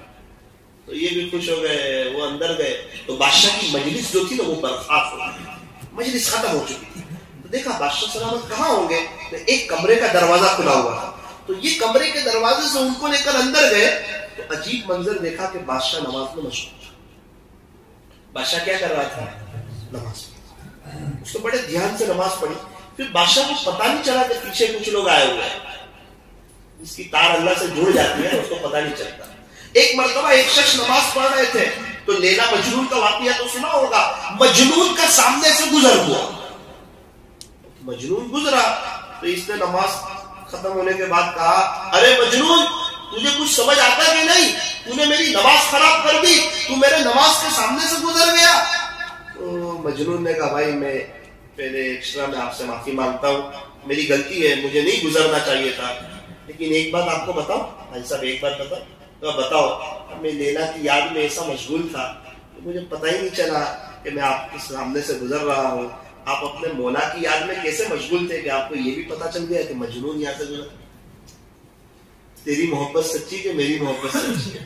میں لیلا کی یاد میں ایسا مشغول مجھے پتہ ہی نہیں چلا آپ نماز میں، اور آپ اپنے مولا کی یاد میں کیسے مشغول تھے کہ آپ کو پوری تفصیل پتا چل گئی کہ میں یہاں سے گزرا؟ کتنا بڑا زندگی کا سبق ہے۔ تو بادشاہ سلامت نے نماز ختم کی، نماز ختم کرنے کے بعد اس نے دعا کے لیے ہاتھ اٹھا دیے، تھوڑی دیر کچھ سیکنڈ ہوئی، اس نے دربان سے کہا دیکھو میں جا رہا ہوں، بادشاہ کو میرا سلام عرض کر دینا، دعا کے لیے کہہ دینا۔ تو اس نے کہا نا بادشاہ آپ سے بڑی محبت کرتے ہیں، آپ نہیں جا سکتے۔ کہا نا میں جا رہا ہوں، اصل میں بات ایسی ہے کہ میں جس کام کے لیے آیا تھا نا وہ میرا کام ہو گیا ہے، اس لیے میں جا رہا ہوں۔ تو اس نے کہا نا آپ رکو تو صحیح، بادشاہ کے تو شاہی مہمان تھے، ان کو تو پکڑ بھی نہیں سکتے اور بادشاہ کو تو دعا میں سے روک بھی نہیں سکتے، اب کرے تو کیا کرے؟ وہ تو اٹھ کے چلے گئے۔ بادشاہ نے دعا میں ہاتھ پھیری اور واچ مین کو کہا، سیکورٹی گارڈ کو، کہ اس وقت آپ میرے کمرے میں؟ کہا بادشاہ سلامت وہ آپ کا جو خاص مہمان جس نے آپ پر احسان کیا تھا، آپ کا میزبان، وہ آیا تھا۔ کون؟ بولے وہ مہر کی انگوٹھی والا۔ او وہ کہاں ہے؟ کہا وہ آپ کے پاس بیٹھا تھا کافی دیر سے، آپ نے نماز پڑھی تب بھی یہیں بیٹھا تھا اور بڑا خوش تھا، آپ سے ملنے کے لیے آیا تھا، ملاقات کے لیے آیا تھا۔ پھر بولے آپ نے دعا کے لیے ہاتھ اٹھائے تو تھوڑی دیر میں وہ چلا گیا۔ بادشاہ نے کہا مجھے تو پتہ ہی نہیں چلا آپ لوگ پیچھے بیٹھے ہوئے ہیں۔ فوراً اس نے اپنے حفاظتی دستے کو بلایا، اس کے جو حفاظتی دستہ ہوتے ہیں نا، سیکورٹی جو ہوتی ہے، اس کو بلایا اور کہا کہ دیکھو یہاں سے جتنے راستے پڑتے ہیں کچھ لوگ اس طرف سے چلے جاؤ, کچھ لوگ اس طرف سے چلے جاؤ, کچھ لوگ اس طرف سے چلے جاؤ, اور وہ کہیں بھی مل جائے تو بڑے ادب کے ساتھ, احترام کے ساتھ, عزت کے ساتھ انہیں لے آئے. تو ایک حفاظتی دستے کے ہاتھ میں آ گئے, آپ ہمارے بادشاہ کے مہمان, وہ دوسری جگہ سے آئے تھے تو دوسری جگہ والا عام طور پر پہچانا جاتا ہے کہ یہ ہمارے علاقے کا ہے نہیں. تو آپ ہمارے بادشاہ سے ملاقات کے لیے آئے تھے مہر والی انگوٹھی لے کر؟ بولے ہاں. تو بادشاہ سلامت آپ کو بلا رہے. کہا وہ میرا کام ہو گیا نا اس لیے میں جا رہا ہوں, میرا سلام عرض کر دینا. بولے ہم سیکورٹی ہے اور آپ اس طرح جا نہیں سکتے. تو بادشاہ نے کہا تھا بڑے ادب سے لے آنا, بڑے احترام سے لے آنا, آپ خالی سلام دعا کر لو. ہمارا بادشاہ بہت خوش ہو گیا تو ان کو لے کر آیا. تو بادشاہ سلامت تو خوش ہو گئے, سلام کیا, معانقہ کیا, اکرام کیا. کہا یار آپ یہاں تک آئے, آپ وہاں بیٹھے اور چلے گئے. مجھے سیکورٹی گارڈ نے بتایا کہ آپ کو کچھ کام تھا. فرمائیے کیا کام ہے؟ آج میں حاضر خدمت ہوں. آپ نے اس وقت میرا ساتھ دیا تھا جس علاقے میں مجھے کوئی جانتا نہیں تھا, کوئی پہچانتا نہیں تھا. بتاؤ آپ کا کیا کام ہے؟ آج میں آپ کا کام کرنے کے لیے تیار ہوں, بولو آپ آرڈر کریں. بادشاہ سلامت تو کوئی کام نہیں ہے. میں نے کہا آپ نے تو کہا تھا میرا کام ہے. تو کہا میں نے تجھے یہ بھی تو کہا تھا کہ میرا کام ہو گیا, یہ بھی کہا تھا نا میرا کام ہو گیا. بادشاہ سلامت نے کہا کہو کیا کام ہے. بادشاہ بہت اہم کام کے لیے آیا تھا. آپ نماز پڑھ رہے تھے, وہاں تک بھی میں بیٹھا ہوا تھا, لیکن جب آپ نے ہاتھ اٹھا دیا نا میرے دل کی غیرت نے گوارا نہیں کیا کہ بادشاہ جس اللہ سے لیتا ہے وہی میرا بھی اللہ ہے, میری وہیں سے لیتا ہے.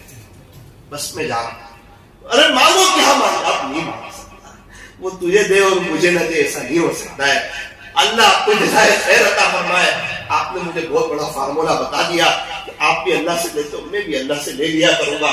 بادشاہ نے ضد کیا, پھر تب اس نے نہیں, میں نہیں بتا سکتا, میرا کام ہو گیا, میں بھی اللہ سے بات.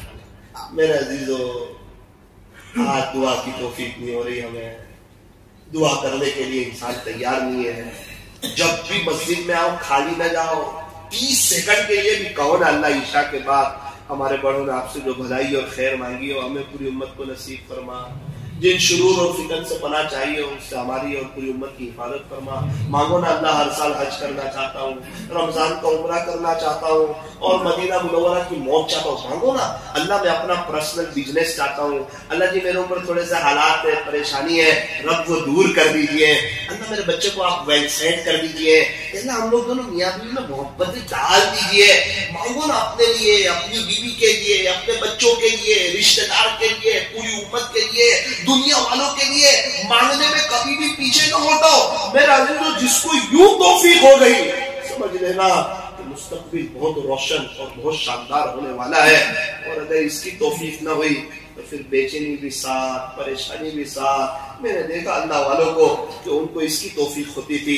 آج کی مجلس سے یہ طے کر کے اٹھو کہ سمجھ میں آئے نہ آئے, مزہ آئے نہ آئے, دل لگے نہ لگے, اپنے دکھڑے اپنے اللہ کو سنائیں گے, اپنے خالق کو سنائیں گے, اپنے مالک کو سنائیں گے. پھر کیسے میرے عزیزوں, میں نے سنا, میرا بہت دل دکھا کہ کئی لڑکیاں ہیں مسلمانوں کی جو غیروں کے ساتھ جا رہی ہے.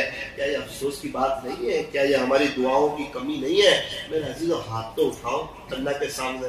اور میں آپ کو ایک مشورہ دینا چاہتا ہوں, اگر آپ کو پسند آ جائے, دیکھو لڑکی کا جہاں مقدر میں لکھا ہوگا نا وہیں اس کی شادی ہوگی. کہ اس سے ہٹ کے ہوگی, اس سے ہٹ کے نہیں ہوگی. اس کی مقدر میں جو اولاد لکھی ہوگی نا وہ ہوگی, دوسری بھی نہیں ہوگی. جو لکھا ہے وہی ہوگی. اس کے مقدر میں جتنا لکھا ہے ہر حال میں اس کو مل کر دینا. تو پھر کیا مطلب لڑکیوں کو اتنا سب پڑھانے کا؟ ایجوکیشن ٹھیک ہے, آپ بناؤ اپنے بچوں کو, ڈاکٹر بناؤ, انجینئر بناؤ, وکیل بناؤ, پروفیسر بناؤ. پہلے اسے سمجھاؤ کہ تو مسلمان ہے. ڈاکٹر بعد میں, انجینئر بعد میں, وکیل بعد میں, پروفیسر بعد میں. تو مولانا مسلمانوں کو اچھی لیڈیز ڈاکٹرنیوں کی ضرورت نہیں ہے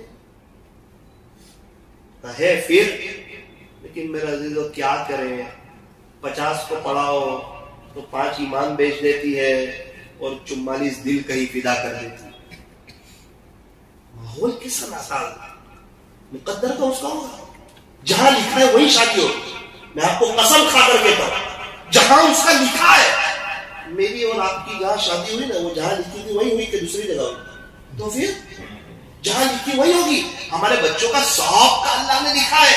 یہاں تک کہ میرا اور آپ کا کب انتقال ہوگا, کس وقت ہوگا, کون مجھے اور آپ کو غسل دے گا, ہمارا جنازہ کہاں سے اٹھے گا, کتنے لوگ شریک ہوں گے جنازے میں, اور قبرستان کا گیٹ کون کھولے گا, اور قبر میں کون اترے گا, اور ہماری قبر کہاں بنے گی, یہ سب بھی اللہ کو پتا ہے. ابھی ایک شخص کا کل انتقال ہوا ہو, ہم نے سب دیکھا ہو, کوئی ہمیں پوچھے تو ہم اس کو ساری داستان بتائیں گے کہ نہیں, اس نے غسل دیا, اس نے جنازے کی نماز پڑھائی, اتنا بڑا مجمع تھا, یہاں قبر ہے. تو کیوں, ہم نے دیکھا تو ہم بتا سکتے ہیں. آگے کا علم اللہ کے پاس ہے, اللہ کے پاس علم غیب ہے, غیب کا علم ہے, اللہ کو سب پتا ہے کہاں ہمارا انتقال ہوگا, کیسے ہوگا. تو میرے عزیزوں, مقدر کا یہاں لکھا ہے وہاں ہو کر رہنا ہے. اس لیے اپنے بچوں, اپنے گھر میں فضائل اعمال کی تعلیم کرو. میں تو مشورہ دینا چاہتا ہوں, روزانہ 1 گھنٹہ ہو سکے نا تو مولانا طارق جمیل صاحب کا ایک بیان بجاؤ کرو. مولانا طارق جمیل صاحب کا, قاری حنیف صاحب ملتانی کا ایک بیان بجاؤ. مستورات عام طور پر دین کی بات بہت کم سنتی ہے. ہمارے یہاں ہفتہ واری جو تعلیم ہوتی ہے مستورات کی, اس میں مہینے میں 1 مرتبہ بات ہوتی ہے. کتنی مرتبہ؟ میں کوئی نظام پہ وہ نہیں کر رہا ہوں, وہ بڑوں نے جو نظام بنایا بالکل صحیح ہے, لیکن بات کتنی مرتبہ ہوتی ہے؟ ہفتے میں 1 مرتبہ, وہ بھی آدھا گھنٹہ. اس میں بھی 500 مستورات میں سے 30 آتی ہے. اور جمعہ کا بیان وہ نہیں سنتی, رات کے بیان وہ نہیں سنتی. ہمارے پاس وقت نہیں ہے کہ فضائل اعمال کی گھر میں تعلیم کریں جو وہ سن لیں. تو میرے عزیزو, پھر گھر میں کیا ہوگا جب اس کے کان میں دین کی بات ہی نہیں پڑ رہی, اس کو کچھ پتا ہی نہیں دین کے بارے میں. میرے عزیزو, پھر یہ ساری خرافات, یہ ساری خرابیاں آئے گی. اس لیے اللہ کا واسطہ اپنے گھر میں دینی ماحول قائم کرنے کی کوشش کرو, پھر انشاءاللہ بہاریں آ جائے گی. اور دعائیں کرو. ایمان کا بچانا بہت ضروری ہے, اپنا بھی ایمان بچے, سب کا بھی ایمان بچے. اللہ تبارک و تعالی ہمارے بیٹھنے کو اور جمع ہونے کو قبول فرمائے, اور پڑھنے سے پہلے اللہ مجھے اور آپ کو سچی توبہ کی توفیق عطا فرمائے. اللہ پاک بڑے کریم ہے, بڑے رحیم ہے, معاف کر کے خوش ہو جاتے ہیں. میں کیا بتاؤں آپ کو, یہ قبرستان والے سب معافی مانگنے کے لیے تیار ہے, توبہ کرنے کے لیے تیار ہے, لیکن اللہ اب ان کی سننے کے لیے تیار نہیں. وقت ختم ہو گیا, توبہ کا دروازہ بند ہو گیا. ایک بزرگ تھے, وہ بازار میں جا رہے تھے. کسی نے کہا, حضرت کیا کر رہے ہو؟ کہا, بازار والوں کی اللہ سے صلح کروا رہا ہوں. بازار والوں کی اللہ سے صلح کروا رہے, ہو گئی. اللہ مان رہا ہے, یہ لوگ ماننے کو تیار نہیں ہے. اللہ مان رہا ہے, یہ لوگ ماننے کو تیار نہیں, توبہ کرنے کو تیار نہیں. ایک مدت کے بعد حضرت قبرستان میں نظر آئے. حضرت قبرستان میں, جی کئی سال گزر گئے, کیا کر رہے ہو؟ وہی کام کر رہا ہوں, صلح والا. کس کی صلح کروا رہے ہو؟ اللہ کی بندوں سے صلح کروا رہا ہوں قبرستان میں. حضرت صلح ہو گئی؟ بیٹا معاملہ الٹا ہو گیا. جتنے قبر میں سوئے ہوئے نا, یہ سب صلح کرنے کے لیے تیار ہے, لیکن آج اللہ تعالی وقت چلا گیا, توبہ کا دروازہ بند ہو گیا. میرا عزیزوں, میرے اور آپ کے پاس وقت ہے, یہ توبہ کا دروازہ بند ہو جائے گا. میری قبر میں آپ نہیں آؤ گے, آپ کی قبر میں میں نہیں آؤں گا, اللہ والے ہماری قبر میں نہیں آئیں گے. بھائی علماء اور یہ لوگ ہماری قبر میں نہیں آئیں گے, ہم ان کی قبر میں نہیں جائیں گے. ارے ہمارے یہاں تو دعوت کا کام اچھا ہوتا ہے, مسجد اور جماعت میں 20 ساتھی بیٹھتے ہیں. ہاں تو بھائی وہ 20 ساتھی ہماری قبر میں نہیں آئیں گے, ہم ان کی قبر میں نہیں جائیں گے. ہمارے یہاں وہ 10 ساتھی کا چلنا لگتا ہے, وہ ہماری قبر میں نہیں آئیں گے, ہم ان کی قبر میں نہیں جائیں گے. تو میں یوں کہنا چاہتا ہوں, ہر کوئی اپنی تیاری کرے. کوئی یوں کہتا ہے ہمارے یہاں 10 ساتھی مسجد اور جماعت میں بیٹھتے اس لیے اب میں کمانے نہیں جاؤں گا. کوئی بولتا ہے سب جانے کے لیے کمانا, کیوں پتا ہے کہ گھر کا خرچہ چلانا ہے, ذریعے کے طور پہ کمانا ہے. تو ہر کوئی, میرے عزیز و آخرت کی تیاری بھی کرنی ہے. مجھے اللہ کی ذات سے امید ہے کہ انشاءاللہ ہم درود شریف کا بھی اہتمام کریں گے, کم سے کم 1000 مرتبہ صلی اللہ علیہ وسلم. ابھی میں نے ایک کا واقعہ سنایا, وہ 90,000 مرتبہ پڑھتے تھے. ایک کا سنایا وہ 30,000 مرتبہ پڑھتے تھے. ہمارے شیخ 12,000 مرتبہ درود شریف پڑھتے تھے. میرے ایک دوست مرحوم ہو چکے 5,000 مرتبہ درود شریف پڑھتے تھے. ابھی ہمارے ایک دوست ابھی انہوں نے خواب دیکھا, وہ مفتی احمد خانپوری صاحب سے بیٹھ ہے دامت برکاتہ. انہوں نے خواب دیکھا کہ حضرت مفتی صاحب ان کی گاڑی میں بیٹھ رہے لیکن ناراضگی کے اثرات ہیں. تو انہوں نے پوچھا کہ حضرت کس بات پر آپ ناراض ہو؟ کہا تو 1000 مرتبہ بھی درود شریف نہیں پڑھ سکتا. یعنی ہمارے نبی کے اتنے احسانات ہیں, وہ ہمارے لیے اتنا رو کے گئے, تڑپ کے گئے, اور آپ 1000 بار بھی درود شریف نہیں پڑھ سکتے. اس کی ناراضگی تھی. پھر وہ حضرت سے ملنے کے لیے گئے ٹابیل میں وقت لے کر. تو حضرت کو کہا کہ حضرت وہ خواب والا جو عمل آپ نے بتایا تھا 1000 والا, وہ شروع کر دو. تو حضرت نے فرمایا 1000 کیوں, 3000. کیا کہا 1000 کیوں, 3000 کماؤ تو یہ لوگ کتنا پڑھتے ہوں گے. میں ایک بزرگ کے پاس بیٹھا ہوا تھا, دوسرے بزرگ آئے دور سے اور ان سے پوچھا, وہ چھوٹی تھی ان کی عمر, پوچھا آپ کتنا درود شریف پڑھ رہے ہو؟ تو کہا 2000. بڑا درود شریف پڑھتے تھے 2000. استغفار کتنا کرتے ہو؟ تو کہا 1000. تو اتنے بڑی ہستی کو حضرت کہہ رہے کہ بھائی آپ 1000 اور بڑھا دو, 3000 تک. میں تو تعجب میں رہ گیا, اتنا مراقبہ کرتے, اتنا ذکر کرتے ہیں اور ان کے 2000 بھی وہ ان کو برداشت نہیں ہو رہا ہے, صرف 2000 پڑھتے ہو, آپ 3000 کرو. تو پھر انہوں نے تقریباً 3000 مرتبہ شروع, تو بڑا اونچا عمل ہے. آخری ایک بات, گنبد خضرا کے قریب ایک شخص کو میں نے دیکھا جھاڑو لگا, ان کے ہاتھ میں تسبیح ہے, ڈیجیٹل تسبیح انگوٹھی والی, تو پڑھ رہے ہیں. کیا کر رہے ہو؟ مولانا درود شریف پڑھتا ہوں اور یہاں صفائی کرتا ہوں. کتنی مرتبہ پڑھ لیتے ہو؟ پابندی سے ہر مہینے میں 1,00,000 مرتبہ درود شریف پڑھ کر اس کا تحفہ ہمارے نبی کو پہنچا دو. 1,00,000 مرتبہ درود شریف پڑھ کر اس کا تحفہ ہمارے نبی کو. میرے عزیزوں, پڑھنا چاہے تو پڑھ سکتے. ابھی ہم چلے میں تھے, کچبوچ 11 ساتھی تھے, ہم نے مشورہ کیا کہ انفرادی اوقات میں فضول کام نہیں کریں گے, درود شریف پڑھیں گے. الحمدللہ 11 ساتھی نے مل کر 11,00,000 مرتبہ درود شریف پڑھ لی. انسان تھوڑا سا دل پر لے تو آسان ہے. دیکھو کچھ دل پر لے لیں گے, زندگی تو 100 کتابوں سے بھی نہیں بدلتی, 100 بیانوں سے بھی نہیں بدلتی. زندگی تو آپ 100 اللہ والوں کے بیانات میں چلے گا تو بھی زندگی تو اس وقت بدلتی ہے جس وقت انسان سوچتا ہے مجھے اپنے آپ کو بدلنا ہے. جس گھڑی اس نے سوچا کہ مجھے بدلنا ہے, اللہ بھی تجھے بدلنے کے لیے تیار ہے. جو قوم اپنی حالات بدلنا نہیں چاہتی, اللہ بھی اس کی حالات بدلنا نہیں چاہتے. تو یہ تو آج اتفاق کی مجلس ہو گئی. میں تو محسن بھائی کے عقیقے میں آیا ہوا تھا, مشورہ ہوا تو بھائی چلو بیٹھ جائیں. کوئی خاص بات ذہن میں تھی بھی نہیں, لیکن جو بات اللہ نے کہلوائی آپ کے سامنے رکھ دی. اللہ پاک ہمارے بیٹھنے کو, جمع ہونے کو قبول فرمائے. تھوڑی دیر کے لیے مختصر وقت میں ذکر کر کے دعا کرا دیتے ہیں. لائٹ بند کر دیجیے. قبول ہے نکاح.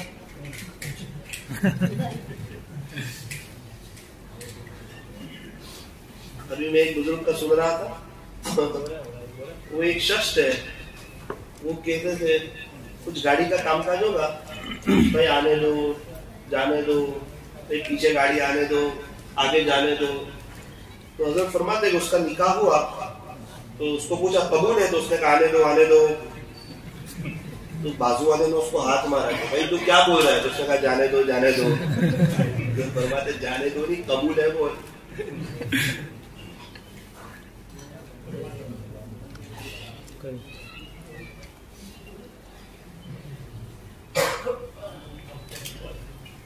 قبر میں جتنی لائٹ چالو ہوگی اتنی ہی چالو رکھو.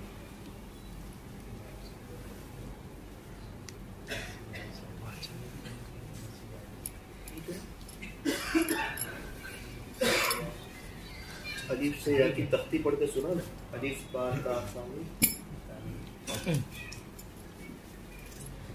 لائٹیں سب بند کر دو, اندر باہر کی سب بند کر دو, ذرا اپنی موت بھی تو یاد آئے, اپنی قبر بھی یاد ہے. بیچ کا ایک پنکھا شروع کر دو, آنکھوں کو بند کیجئے, اپنی گردن کو جھکائیے. میرا عزیزو دیکھو, یہ جب عمل کا وقت آتا ہے نا تو شیطان اپنا کام کرتا ہے. ذرا ہمت سے کام لو. ذکر کی جو مجلس ہوتی ہے بڑی قیمتی ہوتی ہے. اس مجلس پر بڑے بڑے اللہ کی طرف سے وعدے ہوتے ہیں.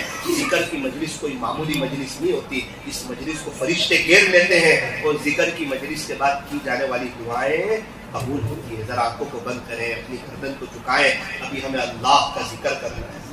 ایک بات یاد رکھنا, آزو بازو والے کو نہ دیکھنا, کوئی ہماری قبر میں آنے والا نہیں. ہمیں اپنی قبر میں خود جانا ہے اور ہمیں اس کی تیاری کرنی ہے, اور اسی کی تیاری کے لیے ہم اپنے اللہ کو یاد کرتے ہیں.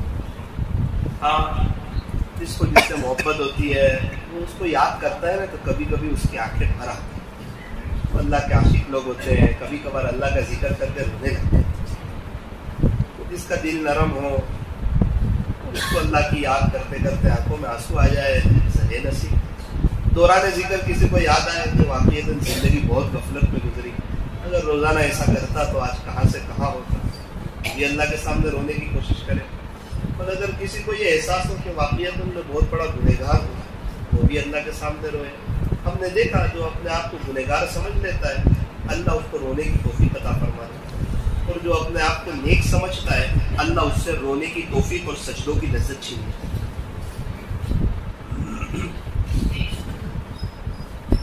لا الہ الا اللہ، لا الہ الا اللہ، لا الہ الا اللہ، لا الہ الا اللہ، لا الہ الا اللہ، لا الہ الا اللہ،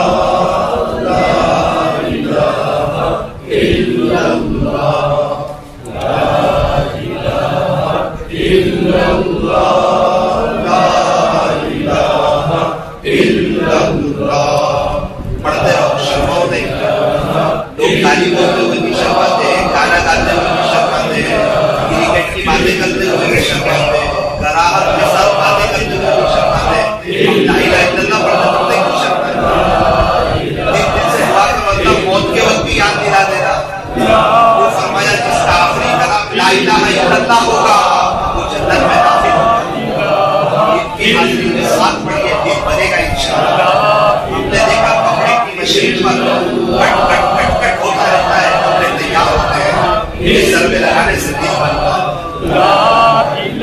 تکبیر تو بھی ہوتی ہے مسجد کی فضا میں، اے اللہ اگر جس ضربے سے دل ہل جاتے ہیں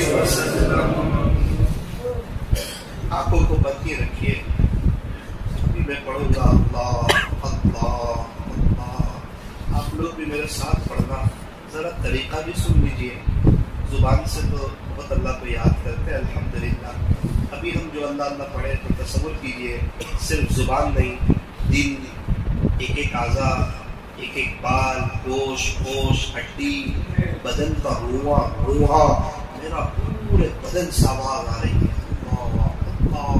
یہ در و دیوار اور مسجد کی چاروں طرف سے ایک ہی آواز آ رہی ہے۔ میرے عزیزو دینی اعتبار سے دنیا سے کٹیے تو رب سے جڑیں گے۔ ٹیلر جب تک کٹنگ نہیں کرتا ہے وہاں تک کپڑے بھی تیار نہیں ہوتے۔ جب تک دینی اعتبار سے دنیا سے کٹیں گے نہیں وہاں تک رب سے جڑیں گے کیسے؟ اس لیے اور طرف نظر نہ رکھیے، وقت گزر جائے گا لیکن یہ وقت اچھی طرح گزر جائے گا۔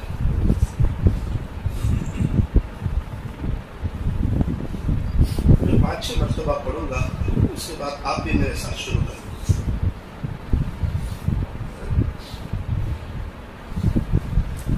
محبت میں ایک زمانہ ایسا بھی گزرتا ہے، زباں خاموش رہتی ہے، دل روتا رہتا ہے، زباں خاموش رہتی ہے، دل روتا رہتا ہے، ایک دم بھی محبت چھپ نہ سکی جب تیرا کسی نے نام لیا، جان دیتی ہوئی اسی کی تھی، جان دیتی ہوئی اسی کی تھی، حق تو یہ ہے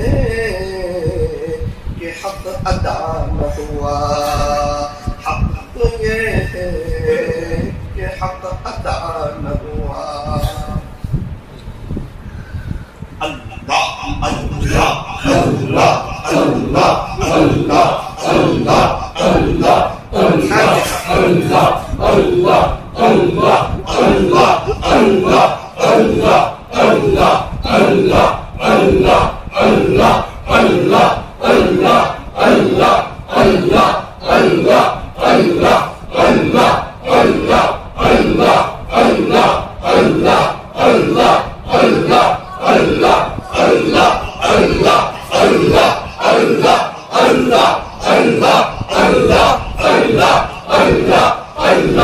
اللہ اللہ اللہ اللہ اللہ اللہ اللہ اللہ اللہ اللہ اللہ. تھوڑی دیر کے لیے مراقبہ کر لیجیے. اللہ کی رحمت آ رہی ہے, ہمارے دل میں سما رہی ہے, ہمارے دل سے ظلمت و سیاہی دور ہو رہی ہے, اور ہمارا دل کہہ رہا ہے اللہ اللہ. زبان کو تالو سے لگائے, دل سے اللہ کو یاد کرے. اگر کسی کو اپنا کوئی گناہ یاد آ جائے,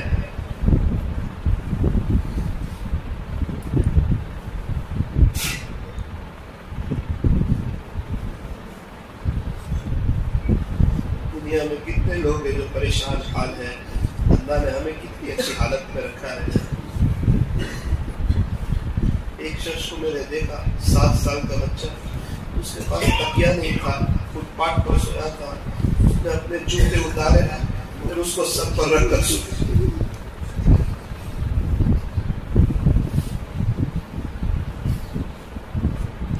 سورت نوساری کے بیچ میں ایک جگہ ہے, بیوہ فٹ والے ایک جگہ پہنچے, گھر کا دروازہ کھٹکھٹایا. ایک 14 سال کی لڑکی, 3 چھوٹے سے لڑکے 7, 8, 9 سال کے قریب کے. اس کو پوچھا اپنی ابا کہاں ہے؟ اس نے کہا 3 سال پہلے ابا کا انتقال ہوا تھا, 1 مہینے میرے ماں کا بھی انتقال. بچے پوچھتے ہوں گے میری امی کہاں؟ کتنا تسلی دیتی ہے. بیوہ فٹ والوں نے پوچھا بیٹا کھانے پینے کا کیا نظم ہوتا ہے؟ صبح میں بچوں کو ایک طرف رکھ کے مانگنے کے لیے جاتی ہے, کبھی کوئی کچھ دے دیتے کھا لیتے ہیں, رات میں اڑوس پڑوس والے کچھ سوکھا سیدھا سادہ بھیج دیتے تو کھا.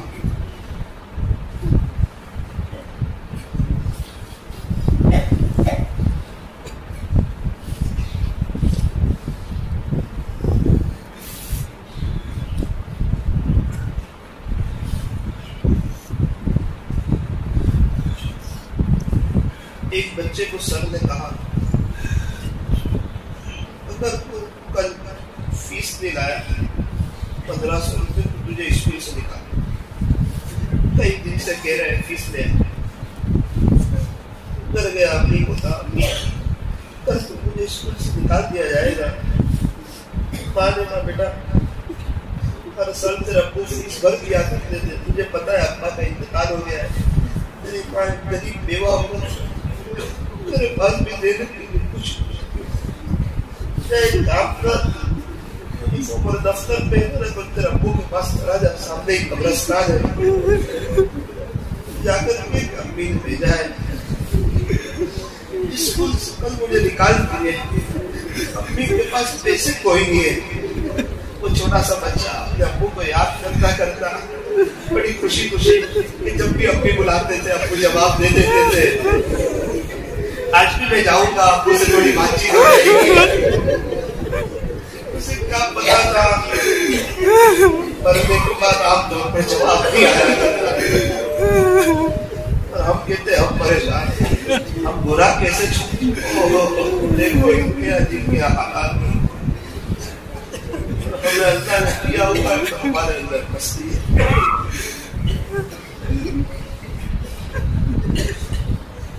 بچہ دوڑتا دوڑتا قبرستان میں, یونیفارم بھی پہنا ہوا ہے, دفتر بھی بھرا ہوا ہے. ابا کی قبر پہ جا کے بیٹھ گئے. ابو ابو سر نے کہا ہے آئندہ کل اسکول کی فیس نہ بھری تو تجھے نکال دیں گے. تو آپ کو تھے نہیں تو میں امی نے کہا تو امی کے پاس بھی پیسے کوئی نہیں, تو امی نے آپ کے پاس بھیجا ہے میری فیس دے دو.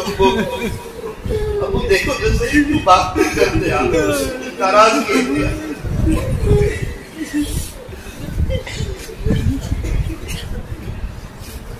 اس نے دیکھا کوئی جواب نہیں آ رہا ہے, آپ پیچھے کرتے رونے لگا. اللہ کی رحمت کو جوش آنا ہی تھا یتیم بچے پر. ہم یتیموں کی بیواؤں کی مدد نہیں کریں گے, اللہ کسی اور سے کروا. قریب کے ایک شخص کھڑے تھے, انہوں نے بچے کو تسلی دی, بیٹا بیٹا کیوں روتا ہے, تیرے ابو نے بھیجا ہے اور یوں کہا میرے بیٹے کو فیس لے آنا ہے. بول تیری فیس کتنی ہے؟ خوش ہو گیا, اتنے اچھلنے لگا, میرے ابو نے بھیجا ہے. کہا تیرے ابو نے بھیجا ہے, 1500 روپے فیس ہے. اس نے 1500 روپے نکال کے دیے. وہ بچہ اچھلتا کودتا خوشی مناتا ہوا اللہ کتنے کرے.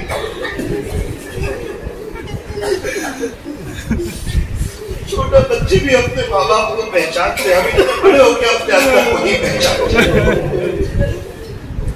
ایک عورت اپنے شوہر کو پہچانتی ہے, ہم اللہ کو نہیں پہچانتے. اگر اللہ سے پہچانتے ہوتے تو یہ اللہ سے دوری کیسی تھی, یہ پیارے نبی کے طریقوں سے دوری.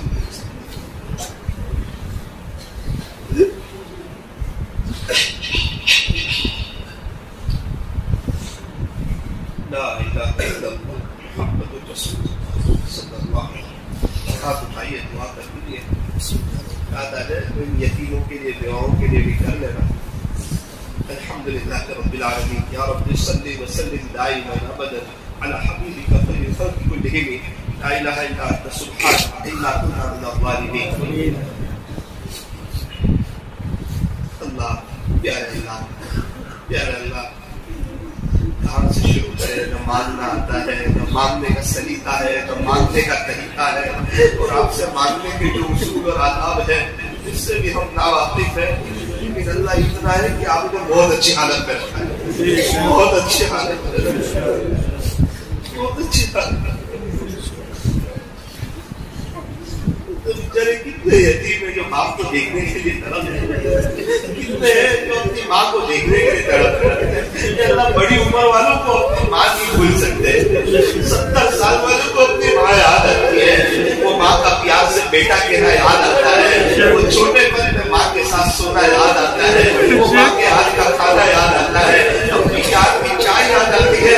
اور لوگ کہتے بھی ہیں کہ اپنی کے ہاتھ کے تو دال چاول میں بلا کے آج گولڈن کی وسلم نے کہا ابو کے ہاتھ میں جو 25 پیسے میں مزہ تھی وہ آج زمین بیچ کے 25 لاکھ میں کھا.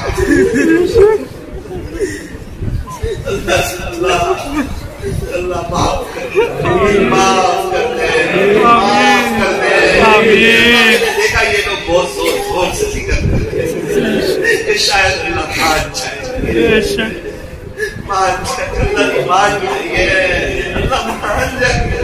اللہ یہ زندے لوگ ہیں, توبہ کر رہے ہیں, یہ آپ سے سنا کرنے کے لیے تیار ہے. اللہ یہ مجمع آپ کو ڈھونڈا آ گیا ہے, آپ کو تلاش کرتا آ گیا ہے, آپ کو دینے کے لیے آیا ہے, آپ کو بنانے کے لیے آیا ہے. ہر بات توبہ ٹوٹ جاتی ہے, اس کے ٹکڑے سنانے کے لیے آیا ہے.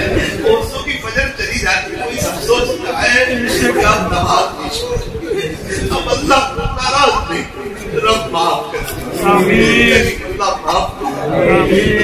ایک شخص سے میری ملاقات ہوئی, تقریباً 30 کلو کے قریب ان کا وزن اتر گیا تھا, پریشان. میں نے پوچھا کیوں؟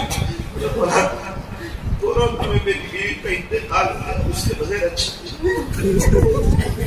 میں نے کہا وہ جب تھی جب تو آپ بہت مقابلہ کرتے تھے, اس کو بہت ڈانٹتے تھے. مولانا اس کے جانے کے بعد احساس ہوا کتنی بڑی نعمت ہے.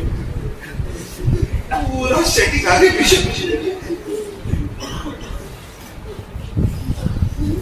اور آج جس کے پاس بیوی ہے وہ اہم دیکھ رہے ہیں, دنیا دیکھنے کے لیے تیار ہے. اللہ معاف کر, اللہ معاف کر, اللہ ماں باپ کی خدمت کی توفیق عطا فرمائے. جن کے ماں باپ چلے گئے ان کی قبروں کو نور سے منور فرمائے, سارے ثواب کی توفیق. اللہ بھائی بھائی میں محبت عطا فرمائے, بھائی بہن میں محبت عطا فرمائے. مرتبہ ایسا ہوتا ہے کہ بہن کو اپنے بھائی کے ساتھ رہنے والی بچپن کی یادیں تازہ ہو جاتی ہے. ساتھ اسکول جاتے تھے, ساتھ ٹیوشن جاتے تھے, کبھی ایک آملیٹ بنا دیتے تھے, اس میں کھا لیتے تھے, اپنی 2 روپے دیتے تھے, 1 روپیہ لے لیتے تھے. وہ اپنی اپنا جو دونوں سے پیار کرتے, محبت کرتے.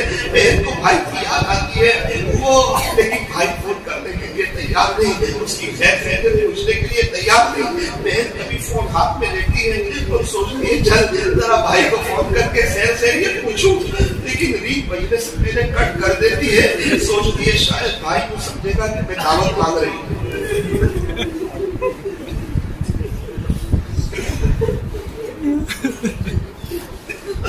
مجلس کو اپنی بارگاہ میں قبول فرما، ہمارے لیے آخرت میں نجات کا ذریعہ فرما، نجات کا ذریعہ فرما، یا اللہ دل بنا دیجیے، قلب کا تصفیہ فرما، نفس کا تصفیہ فرما، اپنی محبت نصیب فرما، اپنی محبت نصیب فرما، عاشق رسول بنا، جب دنیا سے جانے کا وقت ہے حسن خاتمہ کی دولت سے مالا مال فرما دینا، اللہ حرمین شریفین کے دروازے کھول دیجیے، کھول دیجیے، بنا دیجیے، آمین آمین آمین آمین آمین۔ مجمع بیت اللہ کو دیکھنا چاہتا ہے، حضور کو دیکھنا چاہتا ہے، گنبد خضرا کو دیکھنا چاہتا ہے، وہ مسجد نبوی کے مینارے اور وہ جنت کا ٹکڑا اور وہ اصحاب صفان کی حاضری اور وہ مسجد نبوی میں آنا اور وہ جنت البقیع میں جانا اور وہ پہاڑ پر اور وہ کبھی بدر کے میدان میں، کبھی مسجد قباء سے گزر کر مسجد قبلتین سے گزرنا، اتنا وہاں کی بہاریں یاد آتی ہے، اتنا بہت مرتبہ دے گئے لیکن ہم نے ناقدری کی، ناقدری کی، ناقدری